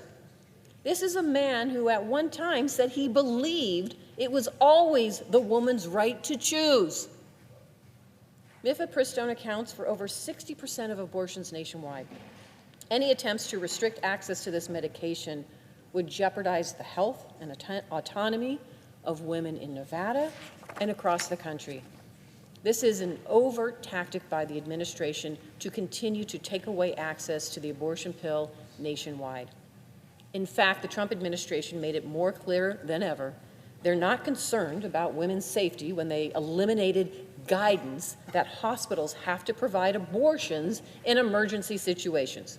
We have a law in this country that hospitals that receive federal funding are required to provide medical care to stabilize a health emergency, including for pregnant patients. In cases where an abortion is necessary to stabilize a patient, hospitals are obligated to provide that care. It's called the Emergency Medical Treatment and Active Labor Act, or EMTALA, as many people know it. Now, I want to stress that EMTALA is the law of the land, and emergency abortion care is protected under EMTALA. But the problem is that this administration is telling women they are unwilling to enforce these protections. That is incredibly dangerous, and it ignores the laws. It might not be front page news every day, but when you take all of these actions together, it is clear that this administration and Republicans at every level of government are taking the steps they need to implement a nationwide abortion ban. We have to remain vigilant, demand change when these harmful policies emerge, because we know that anti-choice politicians all across the country, including here in Washington, will continue to push them and take away women's access to health care. It's happening at the Supreme Court, too, where the justices who struck down Roe versus Wade are taking up multiple abortion rights cases. So, as we mark the anniversary of the decision to overturn Roe versus Wade, which took the constitutional right to an abortion away from every woman in this country, I want to thank my colleagues who are standing strong and standing with me today and every day in this fight. We will never stop pushing back against this administration's and any other anti-choice politicians' attempts to make women second-class citizens in America. With that, Mr. President, I yield the floor. President. Democratic Leader. I ask unanimous consent that the following senators be permitted to speak for up to 4 minutes each prior to the scheduled vote: Hassan, Klobuchar, Blunt Rochester, and now me. Without objection. Thank you. So, I want to thank my colleague, Senator Lisa Blunt Rochester, for holding this floor block to mark a grim, very grim anniversary in America. 3 years ago today, as we know, MAGA justices on the court eliminated the protections of Roe in the disastrous, terrible, nasty Dobbs decision. In one fell swoop, hard-right justices overturned decades of precedent and ripped away the fundamental right to choose for millions of American women. When the Dobbs decision was leaked, I stood here on the floor and said it would be one of the, quote, one of the worst and most damaging opinions the court has handed down in modern history. And unfortunately, 3 years later, that much has proved to be true. Today, 21 states have significantly restricted the right to choose. At least 14 states have passed what are practically total abortion bans. In a state like Texas, maternal mortality is spiking. 1 in 5 Americans today have to travel great distances, even across state lines, and wait weeks or more to get the care they need. People are dying because of the Dobbs decision. And listen to this. State-level restrictions on abortion, combined with the lack of federal protections, are costing the U.S. economy $133 billion nationally. Without reproductive health care protections, fewer women are participating in the workforce, stunting our economy. It's utterly regressive. Around the Capitol today are women telling their stories, and they're amazing and they're heart-wrenching. I stood alongside several reproductive rights advocates, including 2 women whose lives have been upended because of Dobbs. Shanette Williams, the mother of Amber Thurman, the first woman recorded in Georgia to die because of lack of abortion care. And Ashley Ortiz, who couldn't get the care she needed because of Arizona's extreme abortion ban. And Shanette and Ashley's stories are just 2 examples of the irreparable harm Dobbs has inflicted. There are countless more stories like theirs we'll never hear about. The anti-choice fanatics in the Republican Party spent decades campaigning to end Roe. Now that the damage is done, Republicans aren't backing down on this issue, they're doubling down. As I speak, Republicans are trying to jam through one of the most extreme, radical anti-choice provisions in their big, ugly betrayal. Specifically, they've snuck two provisions into their bill, one defunding Planned Parenthood, one eliminating coverage for comprehensive reproductive care. So, Dobbs may have set us back, but today, with Senator Baldwin as our lead, we will again introduce the Women's Health Protection Act to ensure that health care providers have the statutory right to provide patients abortion services free from bans and restrictions. Republicans know to their core how deeply unpopular their abortion bans are, and that's why many Senate Republicans tried to run away from the Dobbs decision at first. But unfortunately, they're back to their normal ways, trying to achieve a total nationwide ban. Senate Democrats will continue to stand together and fight back against Republicans every step of the way. I yield the floor. Mr. President. Senator from New Hampshire. Well, thank you, Mr. President. I rise to colleagues to stand up for the freedom of American women as we mark the anniversary of the Supreme Court overturning Roe v. Wade. And I want to thank Senator Blunt Rochester and my colleagues for leading this effort on the floor this afternoon. In New Hampshire, we proudly call ourselves the live free or die state.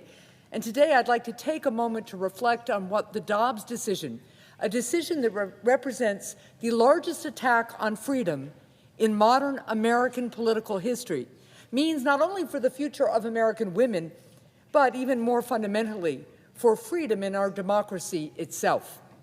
It's difficult to keep up with the Trump administration's attacks on freedom, with attacks on our rights to due process, freedom of speech and expression, freedom to vote, and more.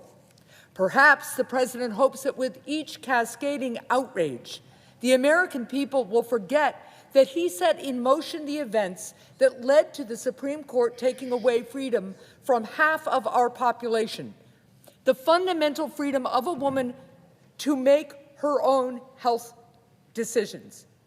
But of course, we haven't forgotten. We Americans have never been inclined to forget attacks on our liberties. What did the Dobbs decision mean? It took away a woman's freedom to make deeply personal health decisions, the freedom to decide when and if to start a family, the freedom to get life-saving care when a woman's health is imperiled while pregnant. This is more than a freedom to get a specific medical procedure. In practice, we're talking about the freedom to chart one's own future, a freedom which should be enjoyed by all free and equal citizens in a democracy. But with the Dobbs decision, for the first time in our country's history, our daughters are now less free than their mothers were at their age. Since the Dobbs decision, we've become a country where fundamental freedom can vanish once a woman crosses a state line. We've returned to a kind of sectionalism of bygone eras that history should have taught us to avoid, where women who are pregnant and live in states with draconian laws banning abortion know that in the event of a dire medical emergency, they may have to make a long drive to cross state lines or run the risk of being thrown in jail for just trying to get life-saving care. This isn't hypothetical. Already lives have been imperiled and even lost in experiences that we've heard from Georgia, Florida, Texas, and in states all across the country.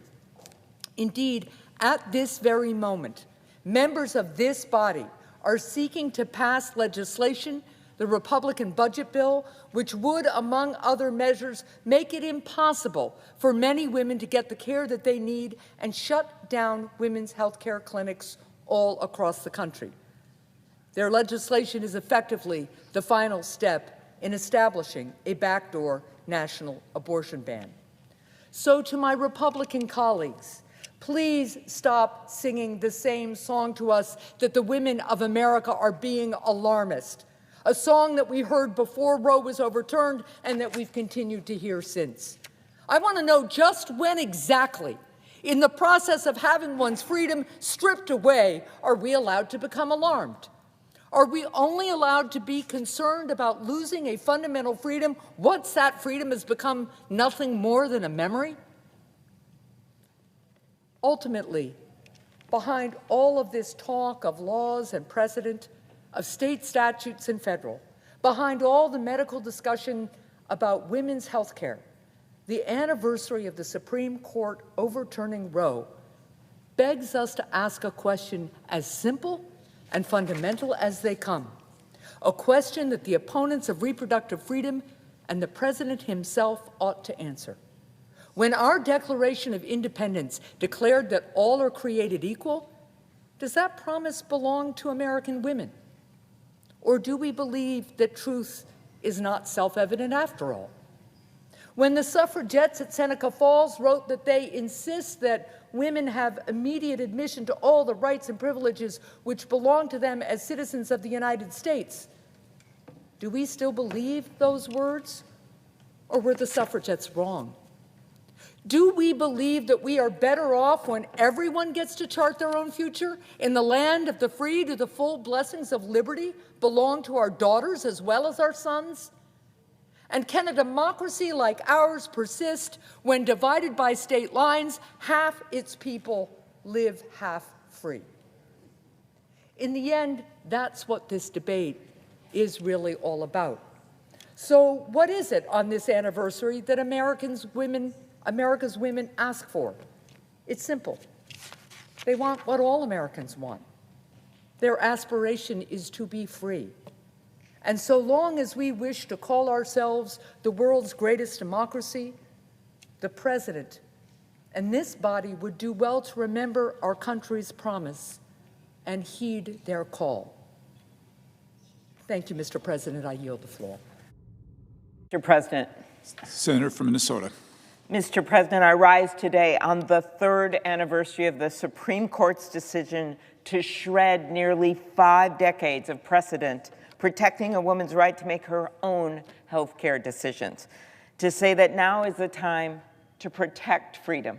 And I appreciated the words of Senator Hassan from the state of New Hampshire, a state grounded in freedom, for her focus on freedom. I also thank Senator Lisa Blunt Rochester for bringing us together today. In the 3 years since the Supreme Court went against the 70% of Americans who believe that health care decisions should be made by a woman with her family and her doctor instead of by politicians, women have been at the mercy of a patchwork of state laws that are creating chaos when it comes to accessing reproductive health care. Today, 20 states partially or fully ban abortion, affecting more than 31 million women across the country. I ask why women in Minnesota should have different rights, different fundamental rights than women in Texas, why a woman in Oregon should have different rights than a woman in Georgia. Women are also being forced away from emergency rooms and left to travel hundreds of miles for health care. And doctors are being threatened with prosecution for just doing their jobs. In Texas, a pregnant teenager died after being denied care at 3 different hospitals. I'll never forget the gut-wrenching testimony I heard from another woman, Amanda Zawalski, at a Senate Judiciary Committee hearing. She nearly died from sepsis after being forced to carry her stillborn daughter, Willow, to term due to Texas's abortion ban. It was a heartbreaking story. President Trump has made clear that he was and is, in his own words, proudly the person who ended Roe v. Wade. And his administration is continuing its assault on women's reproductive freedom. The Trump administration has rolled back policies that protect access to life-saving abortion care during medical crises. It has announced it will be putting mifepristone under review, despite the fact that the American Medical Association stated that, quote, there is no evidence that people are harmed by having access to this safe and effective medication, end quote. That has been on the market, I would add, for more than 2 decades and is safely used in 90 countries. But the Trump administration has decided, well, we know better. We know better than the American Medical Association. We know better than the women of the country that have been using this medication safely. We know better than 90 other countries. And the President is putting forward nominees to the federal bench, including ones that I have recently questioned, with a demonstrated hostility to reproductive freedom.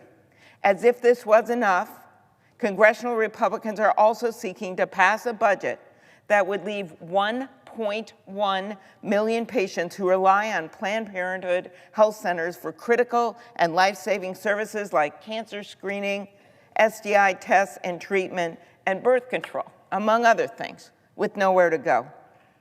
We are at a pivotal moment for women's rights in this country. Are we going to continue to move forward? Or are we going to be sent further back in time? Enough is enough. As my colleagues have made clear today, we refuse to back down. We refuse to give up. We will not settle for a world in which our daughters and our granddaughters have fewer rights than their moms and fewer rights than their grandmas. We need to codify the protections of Roe v. Wade into law once and for all and guarantee the right to access care. That's why we must pass the Women's Health Protection Act, the first step in addressing the devastating reproductive health care crisis that Dobbs unleashed, and keep fighting any effort to deprive women of the health care we need and deserve. Thank you, Mr. President. I yield the floor. Mr. President. Senator from Delaware. Mr. President, as I close out this time, I had prepared remarks for my closing, but a word keeps ringing over and over in my head, and that is freedom. And as I stand here, why today is so important is because it is, again, another chipping at our freedoms.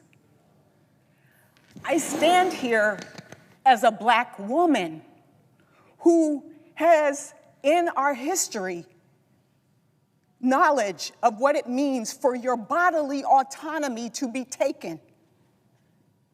I stand here today looking at a picture of my granddaughter, who I want to have the same rights that I had growing up.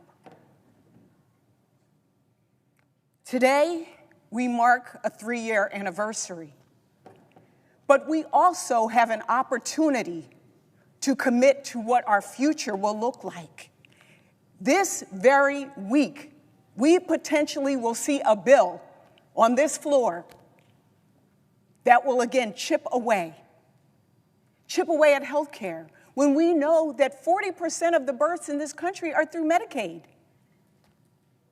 Chip away at our rights.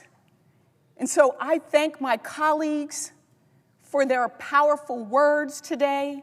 I thank all of the advocates who came and spoke to us today, all of the individuals who are still fighting the good fight to make sure that we have the rights that we deserve. I will end with a story of an individual who I just met today. Her name is Nancy Davis, and she was a patient in Louisiana. She said, when I was 10 weeks pregnant, doctors informed me that my baby had acrania, a rare condition that was fatal for my baby and dangerous for me. Naturally, I was heartbroken and scared, but I trusted that I would receive the necessary medical treatment so that my family and I could begin healing. Unfortunately, I was wrong. Just a few weeks before I received my diagnosis, the Supreme Court issued the decision in Dobbs v. Jackson Women's Health Organization, overturning Roe versus Wade and eliminating the legal right to an abortion. The fallout from that decision was fast, with states across the country starting to enforce cruel and dangerous abortion bans. My home state of Louisiana has some of the strictest abortion laws in the country, and even though I needed to terminate my pregnancy to protect my own health and safety, I was told I could not receive care at the hospital in Baton Rouge. Instead of being able to process the diagnosis and grieve the loss of the pregnancy at home with my family, I had to scramble to find a way out of Louisiana to access abortion care. I found myself in a situation I never thought I would be in, forced to travel 1,500 miles to get the care that I needed and deserved. I experienced not only a denial of necessary medical care, but a denial of compassion and my right to make my own decisions about my own health. I felt dehumanized and stripped of my most fundamental rights. I knew what I needed to do to protect my health, and my doctors agreed, but local lawmakers who will never know me or understand my situation had the final say. The system failed me, and I am just as outraged today as I was then. Today, let's turn that outrage into action. Spread the word about what is coming to this floor. Make sure that people stand up, use their voices, use this moment.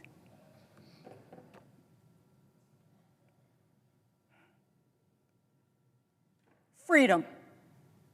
That's what this is about, freedom. I yield back. Majority Whip. I ask unanimous consent to waive the mandatory quorum call with respect to the Dabur nomination. Without objection. Clerk will report the motion to invoke cloture. Cloture motion. We, the undersigned senators, in accordance with the provisions of Rule 22 of the Standing Rules of the Senate, do hereby move to bring to a close debate on the nomination of Paul Dabur of New York to be Deputy Secretary of Commerce, signed by 17 senators. Under the previous order, the mandatory quorum call under Rule 22 has been waived. The question is it the sense of the Senate that debate on the nomination of Paul Dabur of New York to be Deputy Secretary of Commerce shall be brought to a close? The yeas and nays are mandatory under the rule. The clerk will call the roll. Ms. Also Brooks, Ms. Baldwin, Mr. Banks, Mr. Barrasso.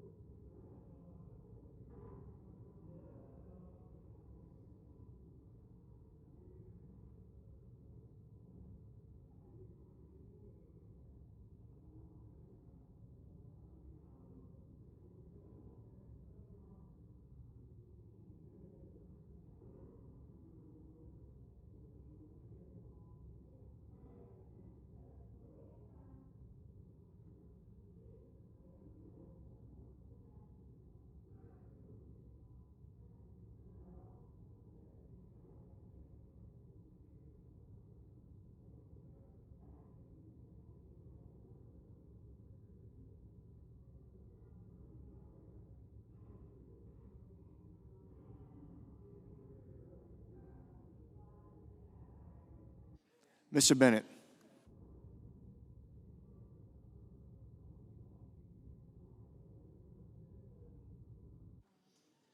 Mrs. Blackburn. Mr. Blumenthal. Ms. Blunt Rochester, Mr. Booker, Mr. Bozeman,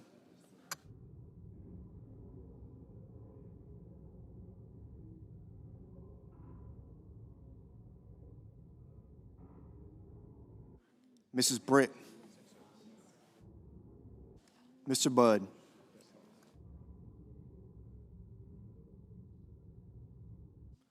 Ms. Cantwell,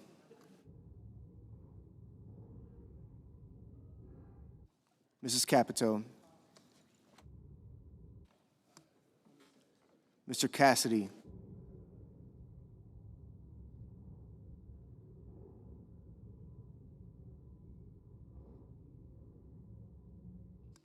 Ms. Collins,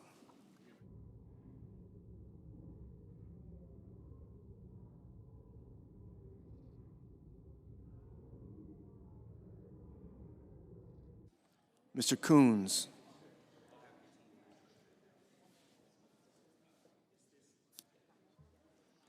Mr. Cornyn,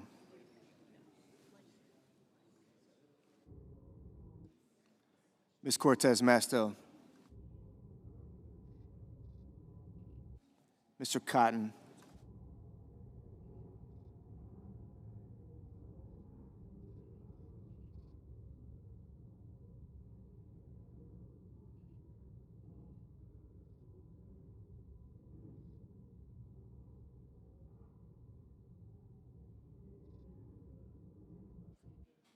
Mr. Kramer,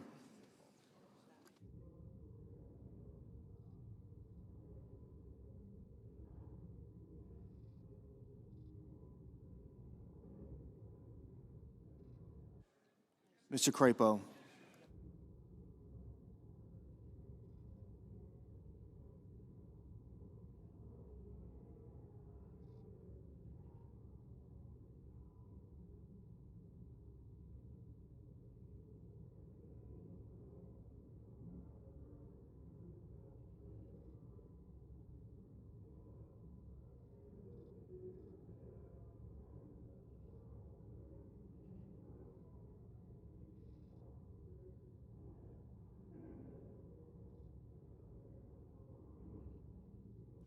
Mr. Cruz,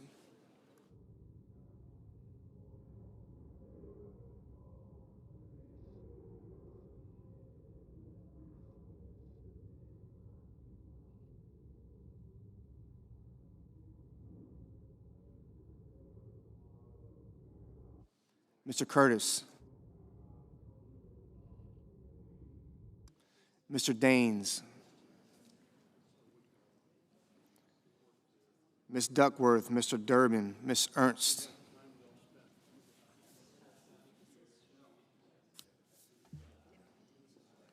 Mr. Fetterman, Mrs. Fisher,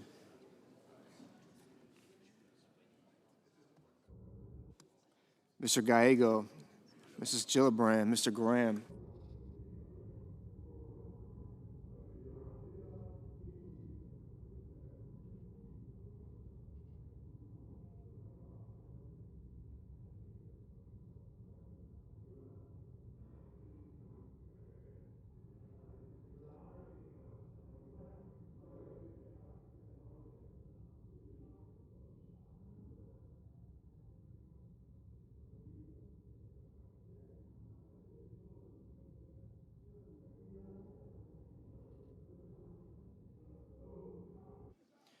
Mr. Grassley, Mr. Haggerty, Ms. Hassan, Mr. Hawley,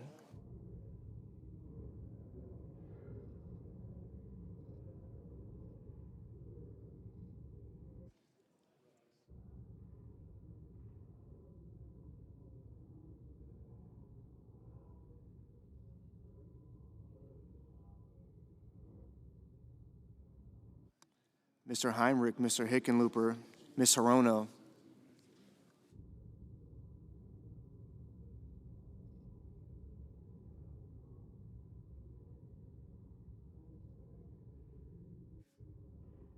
Mr. Hoven, Mr. Husted, Mrs. Hyde-Smith,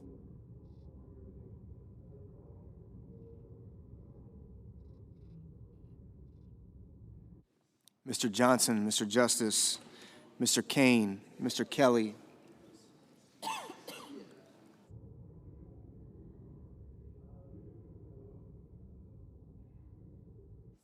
Mr. Kennedy, Mr. Kim, Mr. King, Ms. Klobuchar, Mr. Langford, Mr. Lee, Mr. Lujan, Ms. Lummis, Mr. Markey,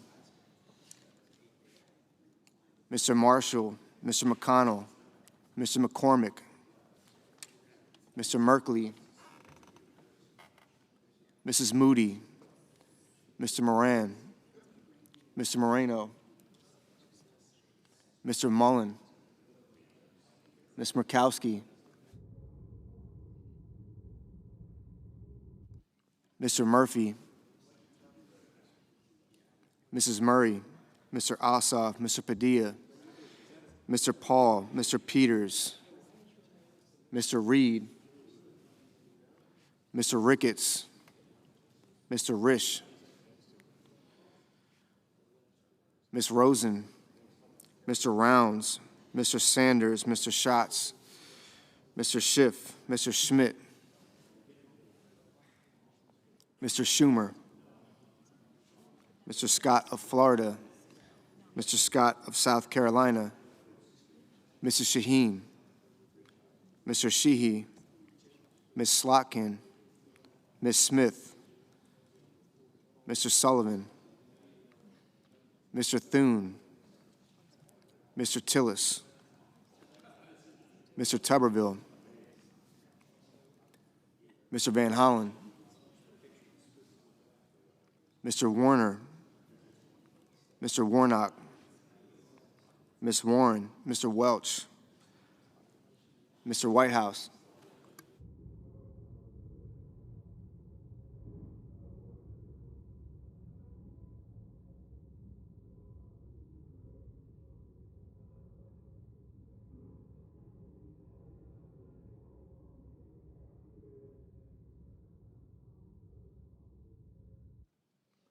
Mr. Wicker, Mr. Wyden, Mr. Young.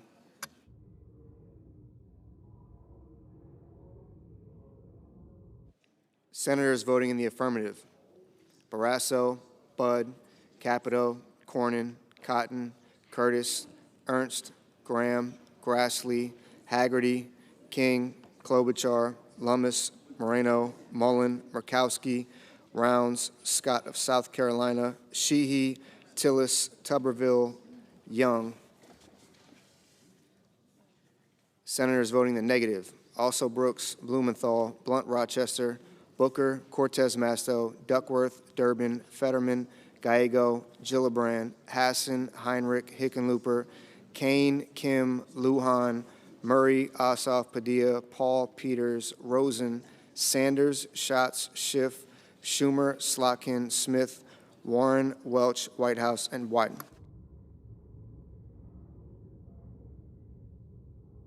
Mrs. Britt. Mrs. Britt, aye. Mr. Ricketts. Mr. Ricketts, aye. Mr. Thune. Mr. Thune, aye.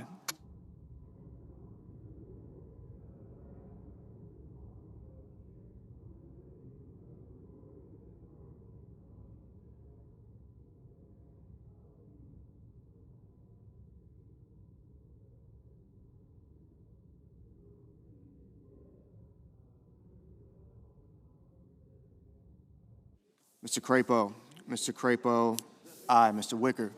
Mr. Wicker, aye.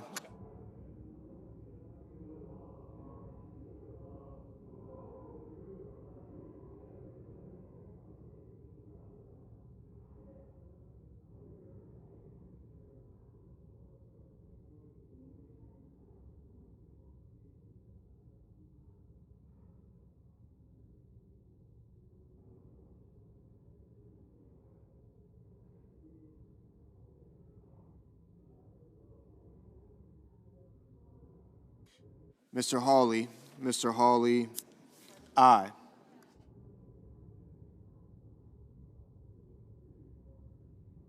Mr. Johnson. Mr. Johnson, aye. Mr. McCormick. Mr. McCormick, aye.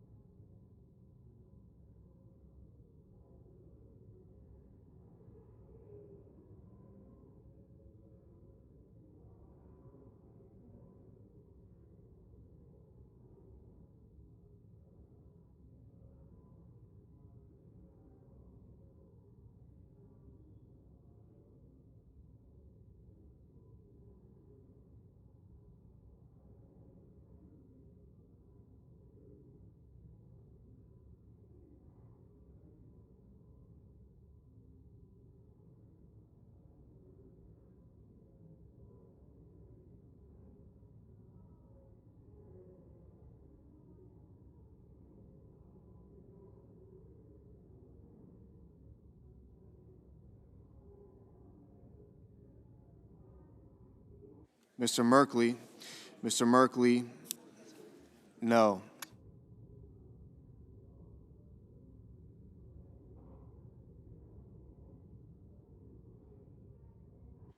Mrs. Hyde-Smith. Mrs. Hyde-Smith, aye.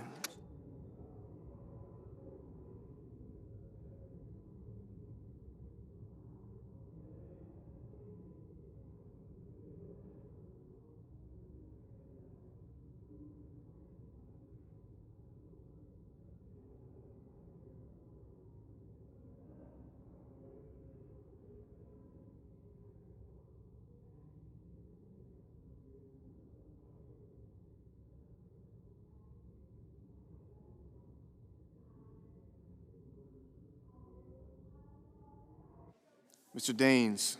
Mr. Daines, aye.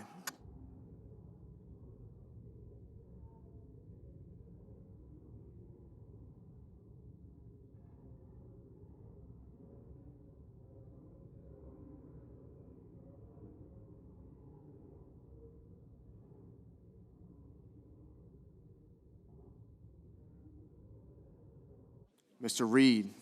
Mr. Reed, no.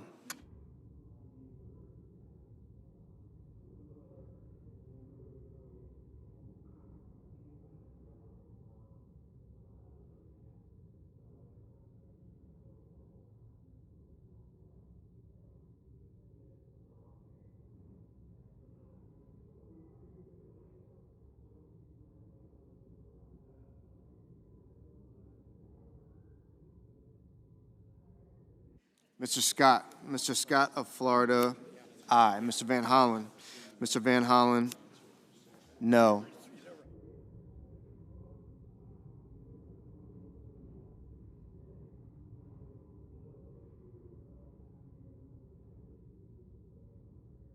Mr. McConnell. Mr. McConnell, aye.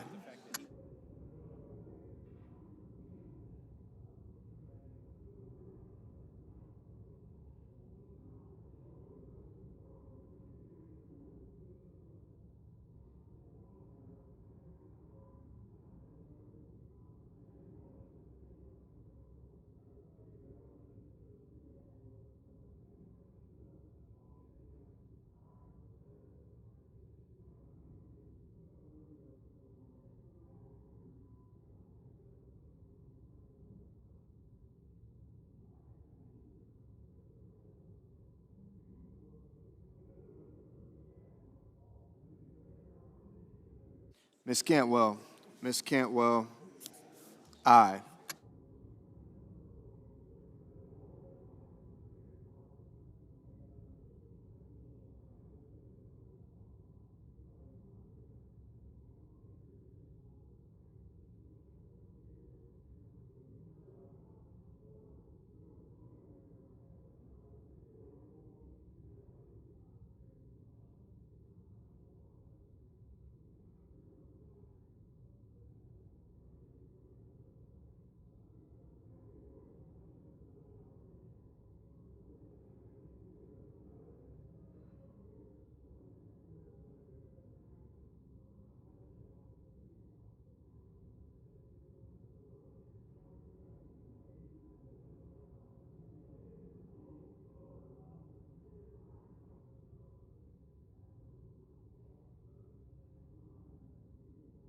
Ms. Baldwin. Ms. Baldwin, no.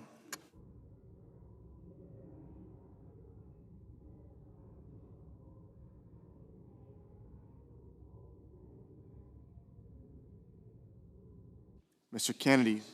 Mr. Kennedy, aye.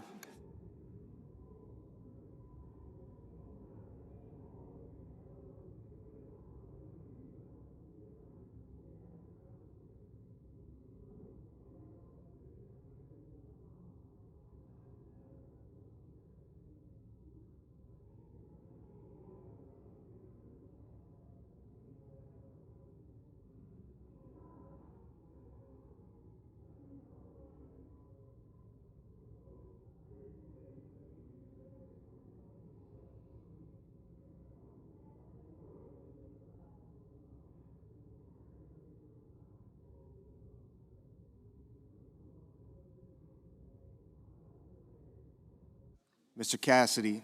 Mr. Cassidy, aye.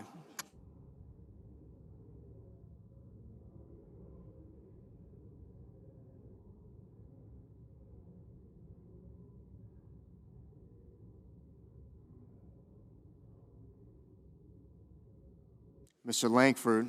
Mr. Langford, aye. Mr. Husted. Mr. Husted, aye. Mrs. Blackburn. Mrs. Blackburn, aye. Mr. Warner. Mr. Warner, aye.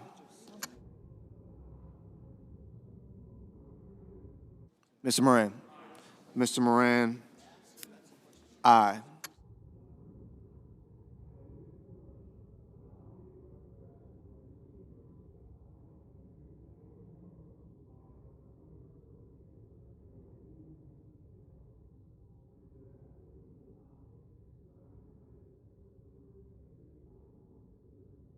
Mr. Justice. Mr. Justice, aye. Mr. Markey. Mr. Markey, no.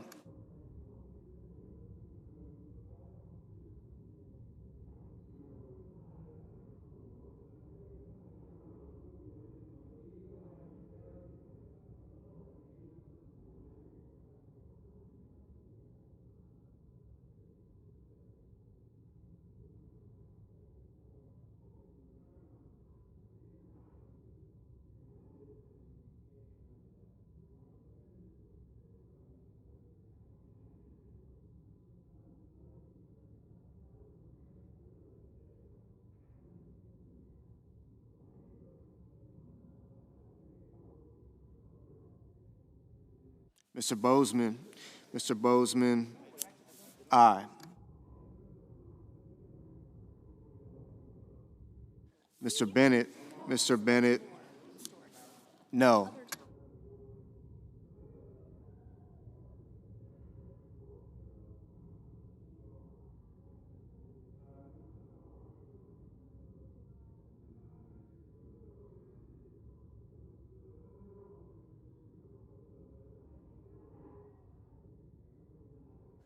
Ms. Collins.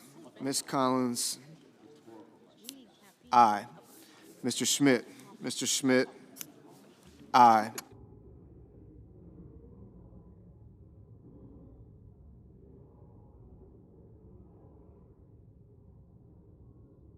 Mrs. Fisher.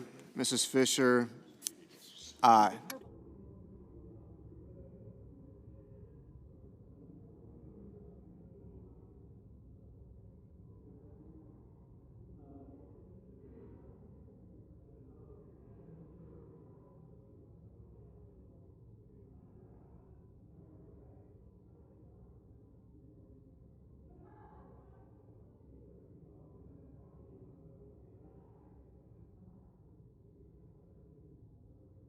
Mr. Warnock. Mr. Warnock, no.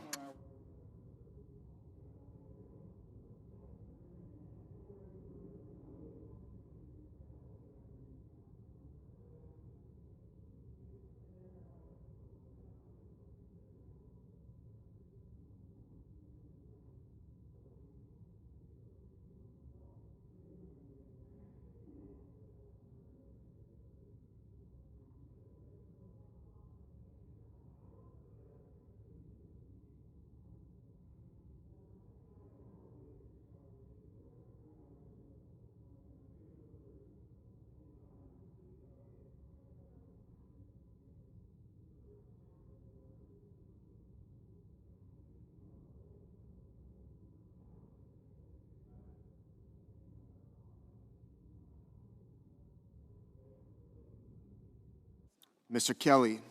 Mr. Kelly, no.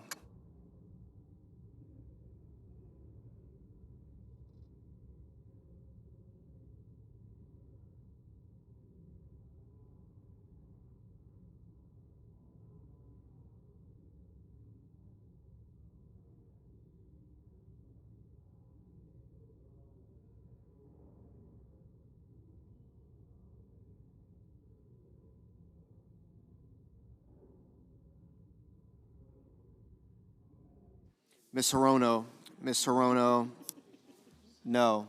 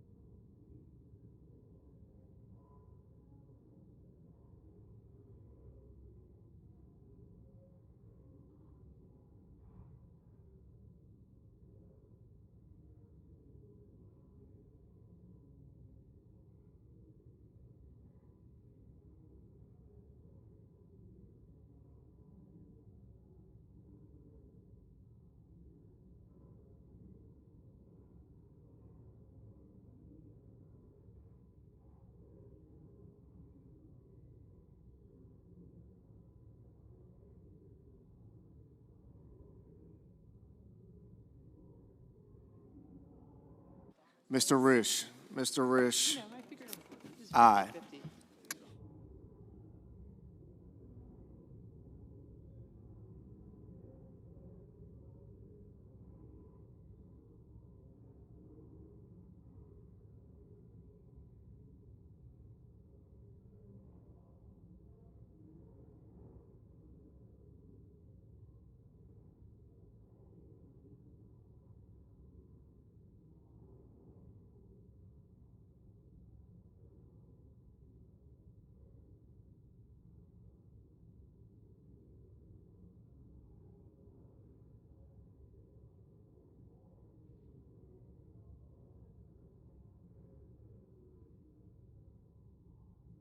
Mr. Murphy.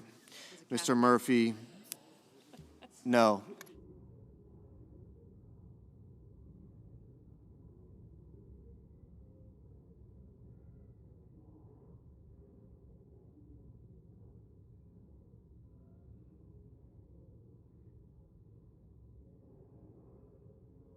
Mr. Marshall. Mr. Marshall, aye.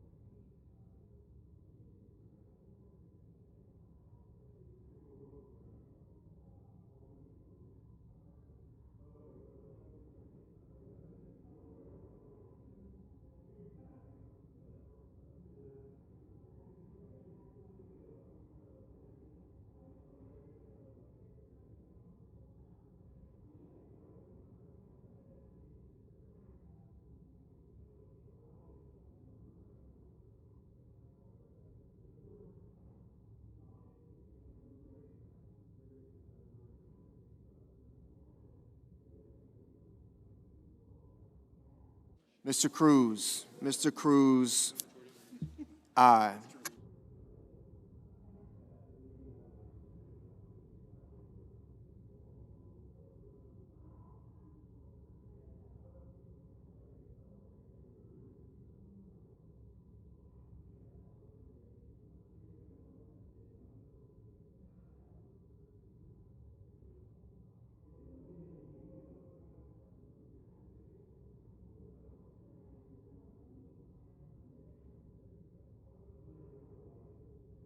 Mr. Hoven.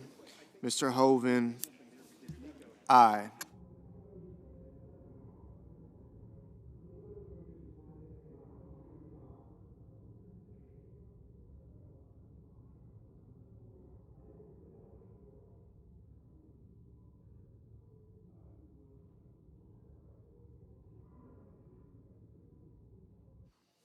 Mr. Kramer. Mr. Kramer, aye.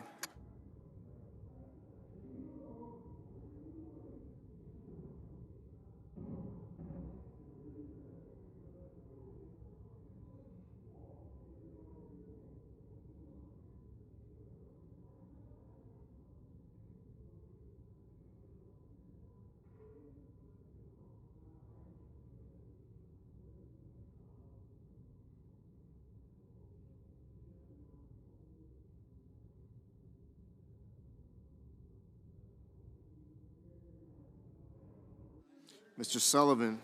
Mr. Sullivan, aye.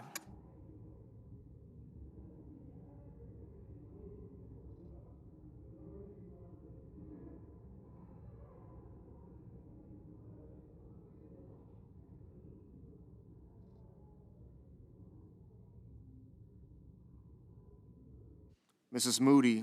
Mrs. Moody, aye.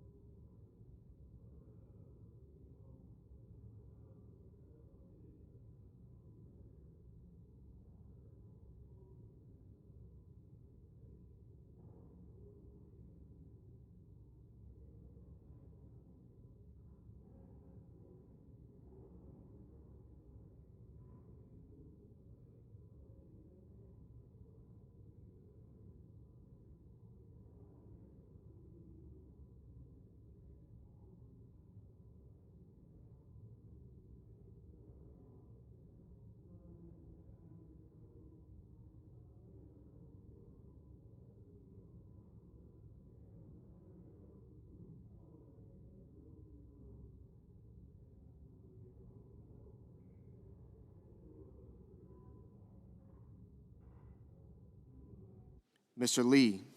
Mr. Lee, aye.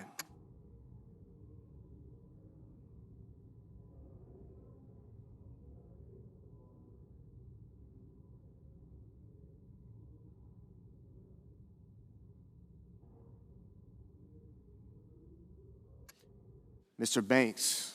Mr. Banks, aye.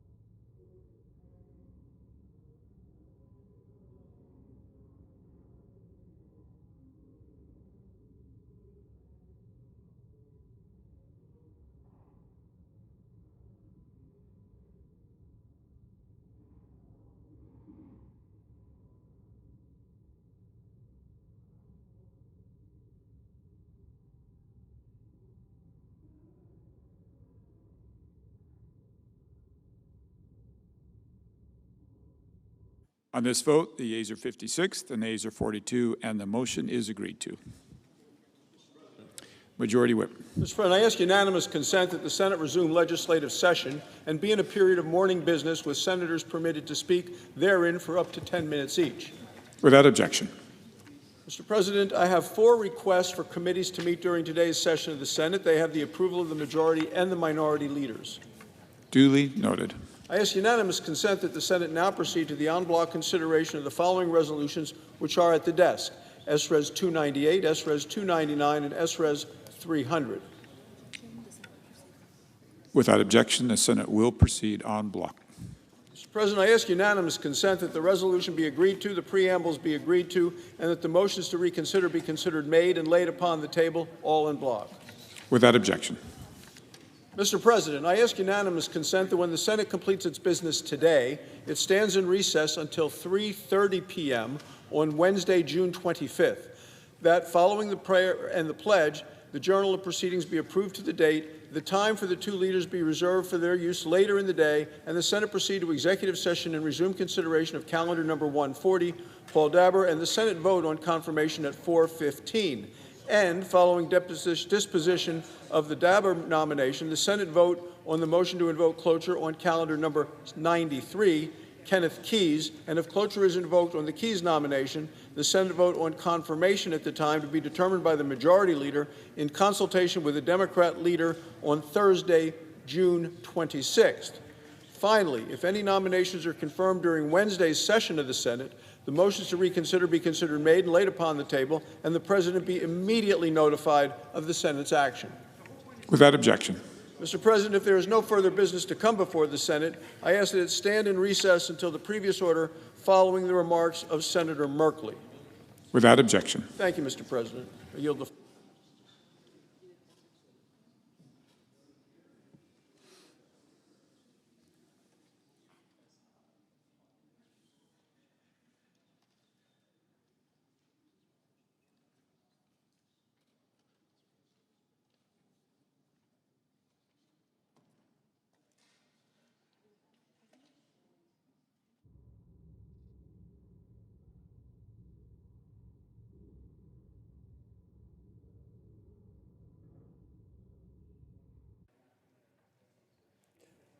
Mr. President. Senator from Oregon.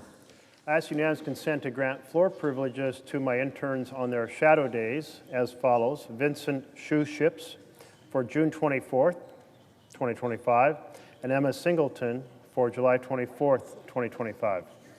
Without objection. Thank you, Mr. President. I've come to the floor to talk about debt, and more precisely, how the Republican Party has been driving massive increases in debt over the last couple decades, both in two ways. The first way is by particular legislative acts, primarily tax bills that have created enormous debt.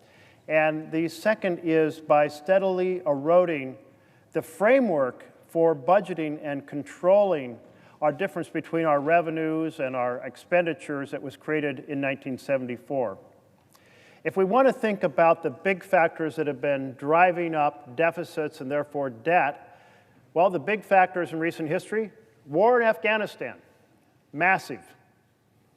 War in Iraq, massive. The Bush tax cuts of 2001 and 2003, the Trump tax cuts of 2017. These were huge factors in vastly reducing revenue, primarily by giving enormous giveaways to the very richest Americans. Well, that's not all the Republican Party's been up to in terms of driving massive increases in deficit and debt. They've also been hard at work destroying the infrastructure that all 100 senators agreed to back in 1974 to get a handle on debt. Well, let's return to the deficits of 1971, 1972, 1973. Those deficits on average were $20 billion. $20 billion compared to $2 trillion now. And yet that $20 billion in deficit, average deficit over those 3 years, was enough to have the members of the Senate and the members of the House say, we have to get this under control. If we don't get this under control, we're going to undermine the ability of our work to provide a good foundation for families to thrive in the future through good, strong programs for housing and health care and education, good, strong programs to create good-paying jobs, good programs for the security of the United States of America. We're going to undermine all of that, the future for the next generation, if we run up these deficits. So they created that 1974 Act. And that 1974 Act had a couple different visions. One was a regular budgeting process. That regular budgeting process was laid out. This is the way that you can, at the front end of each fiscal year, or preparing for each fiscal year, you can lay out a vision for how much you're going to spend and how much revenue you're going to create. And those expenditures will be laid out committee by committee. And then we'll hold people to it, and we can basically do what a family does, have control over our income and our outgo, our revenue and our expenditures, and therefore control over deficits. That was the vision. Now, that bill also created something completely separate from that, and that was called reconciliation. And reconciliation is a special, fast-track, filibuster-free path.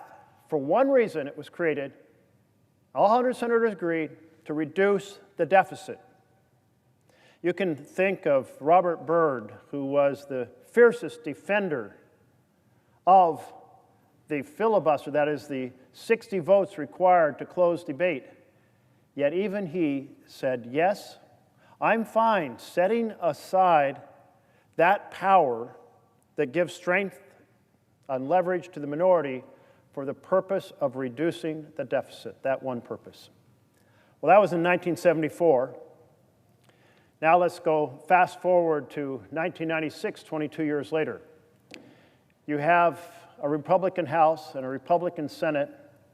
It's the back end of the Gingrich Revolution, the election that occurred in 1994 and with people serving from 95 to 97. And there had been several interesting things that happened that year in 1996. And one of them was that Congress said, let's give the president a line item veto so that programs can be struck down by the president of the United States. And the Supreme Court said, not so fast. The Constitution's very clear. It gives the power of the purse to Congress, not to the president of the United States. If you want to give the power to decide what's spent to the president, Well, then you have to do a constitutional amendment. Well, that was the end of the line item veto. And then the next thing was turned to, well, let's do a balanced budget amendment. Well, a balanced budget amendment requires 2/3 of each chamber of those duly elected to say yes to the bill, and then it has to be sent out because it's a constitutional amendment to be confirmed by 3/4 of the states. That's a big undertaking. In the Senate, it was 1 vote short of having the 67 votes it needed to be passed. Well, that was a very frustrating situation to be in, 1 vote short. And then the leaders of the House and Senate, the Republican leaders of the House and Senate, said, well, you know, we have this other objective. We want to do a tax bill that will give vast sums of the U.S. Treasury to the very richest Americans, and we know Democrats won't stand for that, so we can't do it the regular order. Let's take that special reconciliation bill, that reconciliation process created in 1974, only for deficit reduction, and let's repurpose it to do deficit increases. But there's a problem there. The whole history was quite clear, and you had 22 years of precedent to back up the plain language. So what's to be done? Well, the leader of the Senate, Robert Dole, brought in a new parliamentarian, Robert Dove, who then created a ruling saying, despite the bill, what it says, and despite the 22 years of precedence, this fast track can be used to do tax breaks and increase deficit. Well, that was a core pillar of the 74 bill, a fast track only for deficit reduction, a filibuster-free path only for deficit reduction. And my Republican colleagues tore it down. Now, they didn't use it immediately because President Clinton, a Democrat, was in the Oval Office.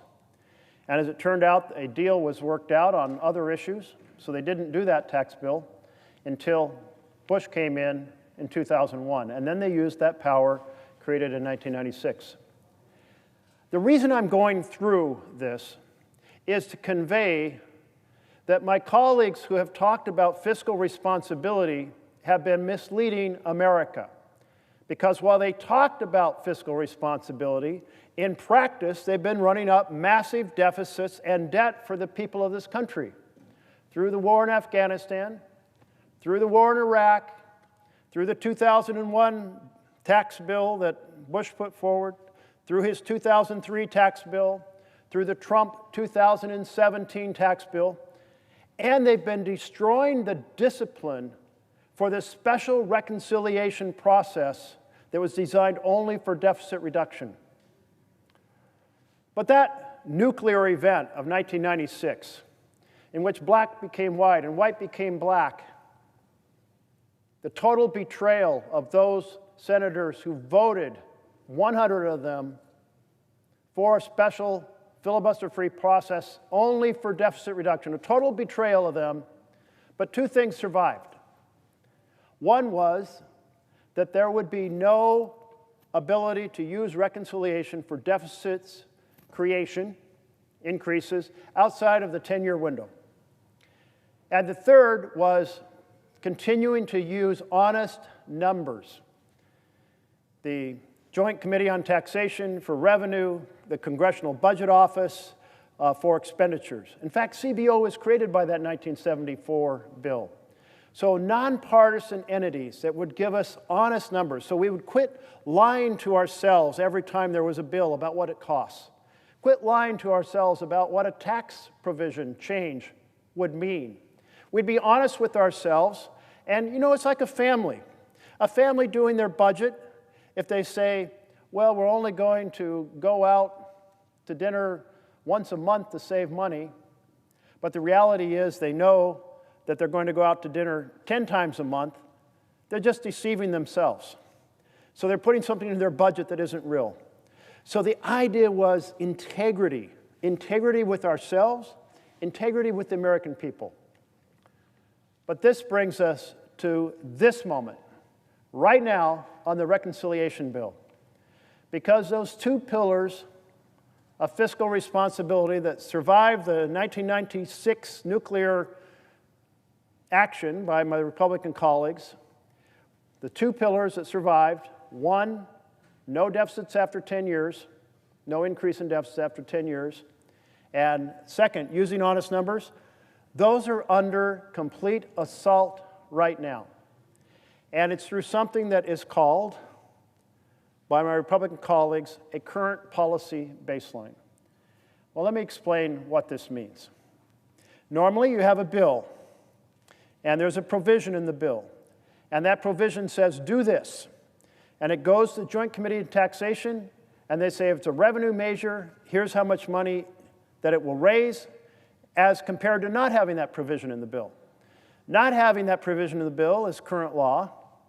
Putting the provision in the bill is the vision that's being costed out for an honest decision making. So here's a provision, how much will it cost? Here's a change in a program, how much will that cost?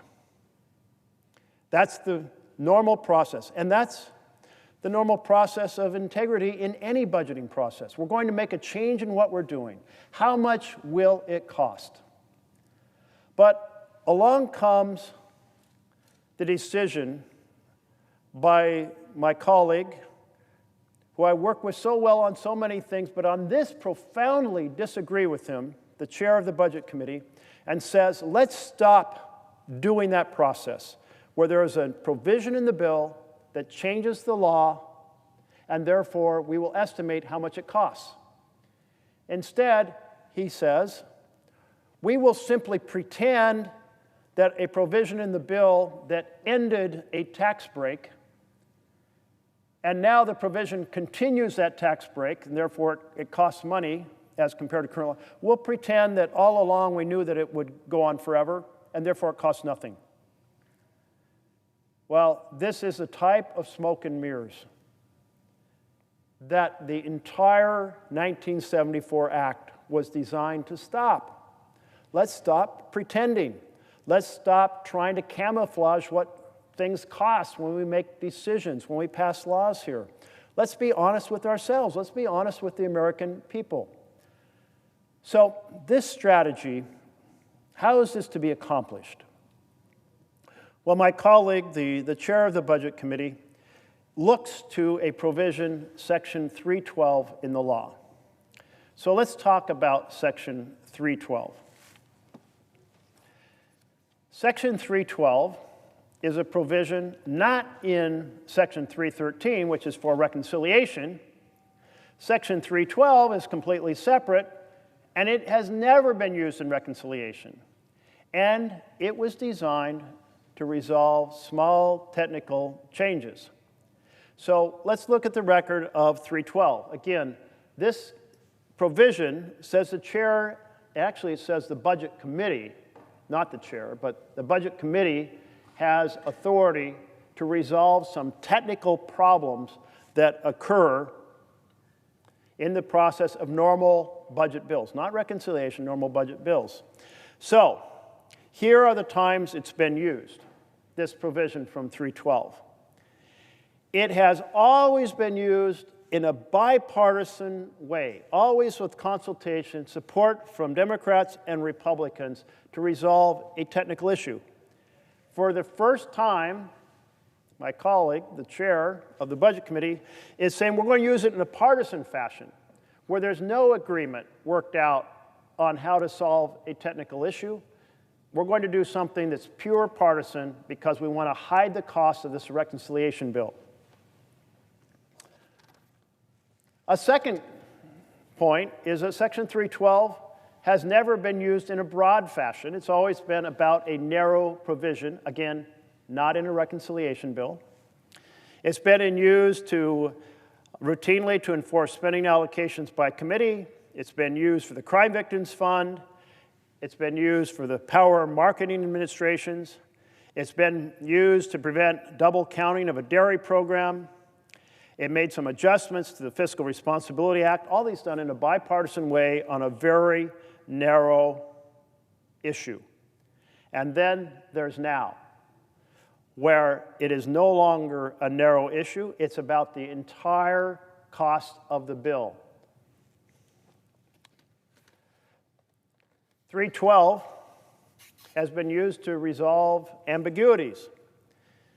Again, each and every time, resolve ambiguity in a bipartisan way on a narrow issue, except now it's not about resolving ambiguity, it's about lying to the American people about what the bill costs.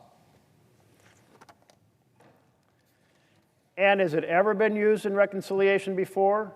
No, because it's not part of the two sections that control the reconciliation process, 310 and 313. It's not part of that at all. It's never been used in reconciliation. Not once, not ever, because it is not part of the law that guides reconciliation. And finally, I want to emphasize that because it's been about narrow issues, the amount of money involved has been related to those more narrow provisions. Yes, they sound large when they're in the millions. Even once, on the adjustments to the Fiscal Responsibility Act, about $3 billion, $2.8 billion. But now we are talking not about a couple billions, we are talking about more than $36 trillion. Wow. That's something. In every possible way, 312 power, giving the Budget Committee the ability to resolve small technical issues outside of reconciliation, doesn't fit with using it now to create a magical baseline to, well, obfuscate what things cost.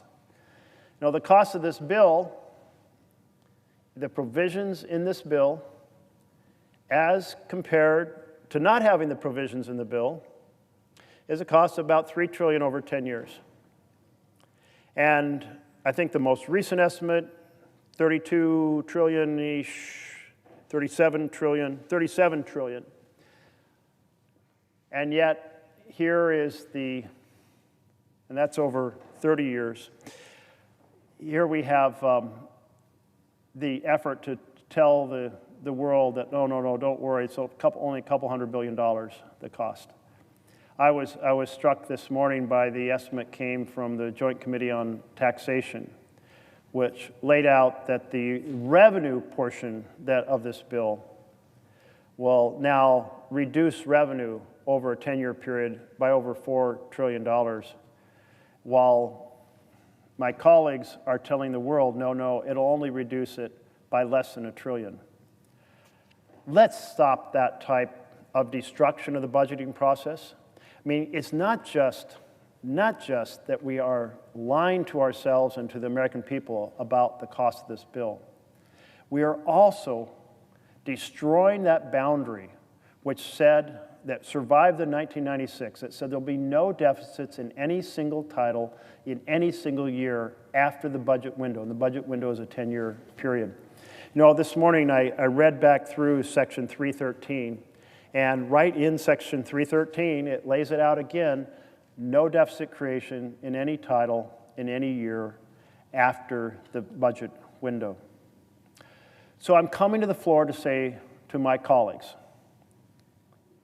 do not corrupt the very instruments we created in a bipartisan fashion to control the deficit. Do not use a fake baseline to lie to the American public about the cost of the provisions in this bill. Do not breach the boundary in which you're now going to create deficits beyond a 10-year period. The reason we had that estimate of $37 trillion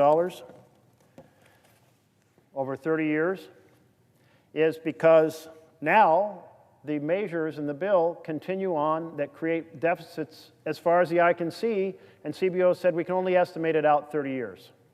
So that's the number. roughly $3 trillion over 10 years, but $37 trillion over 30 years. And CBO also told us, the Congressional Budget Office, that nonpartisan keeper of integrity in budget discussions, said if our estimate of the interest rate is 1% off, it will cost about another $24 trillion on top of this. So what are we talking about then? We're talking about over 60 trillion over 30 years. How does that compare to what we have now? Well, we are actually in the mid-30s right now in terms of our federal debt. We are now over 100% of debt to GDP. You know, I had thought as I got into this discussion that we were at the 100% mark, and that is that our amount of national debt had reached the amount of our gross domestic product. But when I rechecked it, no, we're over it. We're beyond it. How are we going to be responsible architects of our national journey if we're going to keep pretending that things don't cost in the bills that we pass? If we don't use honest numbers? If we destroy the framework created in '74 that said no deficits after 10 years? That's not the right course. And we will keep raising, we, the Democratic side of the aisle, will keep raising this issue because this bill should never go through this body on false premise, on a fake cost estimate. And why is that so important, reconciliation? Because the budget resolution lays out how much revenue change can be tolerated and how much spending can be done by the various committees. So if you don't have honest numbers, you have a completely phony process. So let's come together and rebuild the bipartisan consensus that we are going to have a stronger framework, a stronger budgeting framework for the national enterprise. As we build up this massive additional part of debt through wars and through tax bills that deliver the national treasury to the richest Americans, as we do that, we are undermining the future of our country. Please, to my Republican colleagues, do not come to this floor and talk about fiscal responsibility. If you can't walk the walk, don't talk the talk. It's that important. It's that important. Well, I'm going to conclude by noting that even without this breaching of the boundaries regarding deficits that run as far as I can see, even without the process of lying to ourselves about what this costs, even without that, this is a terrible bill. This bill is families lose and billionaires win. As simple as that. Cutting nutrition programs, an estimated 4 million children will go hungry. Tax breaks for the richest Americans, tax breaks for billionaires. 16 million people losing health care. Why? To fund tax breaks for billionaires. That's just wrong. There's a better plan. It should be a bipartisan plan where we seek to have families thrive and billionaires pay their fair share. That's a vision we should all be able to get behind. So let's take this terrible bill, this bill that creates debt as far as the eye can see, this bill that creates an estimated $37 trillion in additional debt, or even more than $60 trillion if the interest rate predictions are off by 1% over 30 years. Let's take this bill and let's put a stake through its heart and start over. And instead have that vision of a bill crafted along the lines of families thrive and billionaires pay their fair share. Thank you, Mr. President.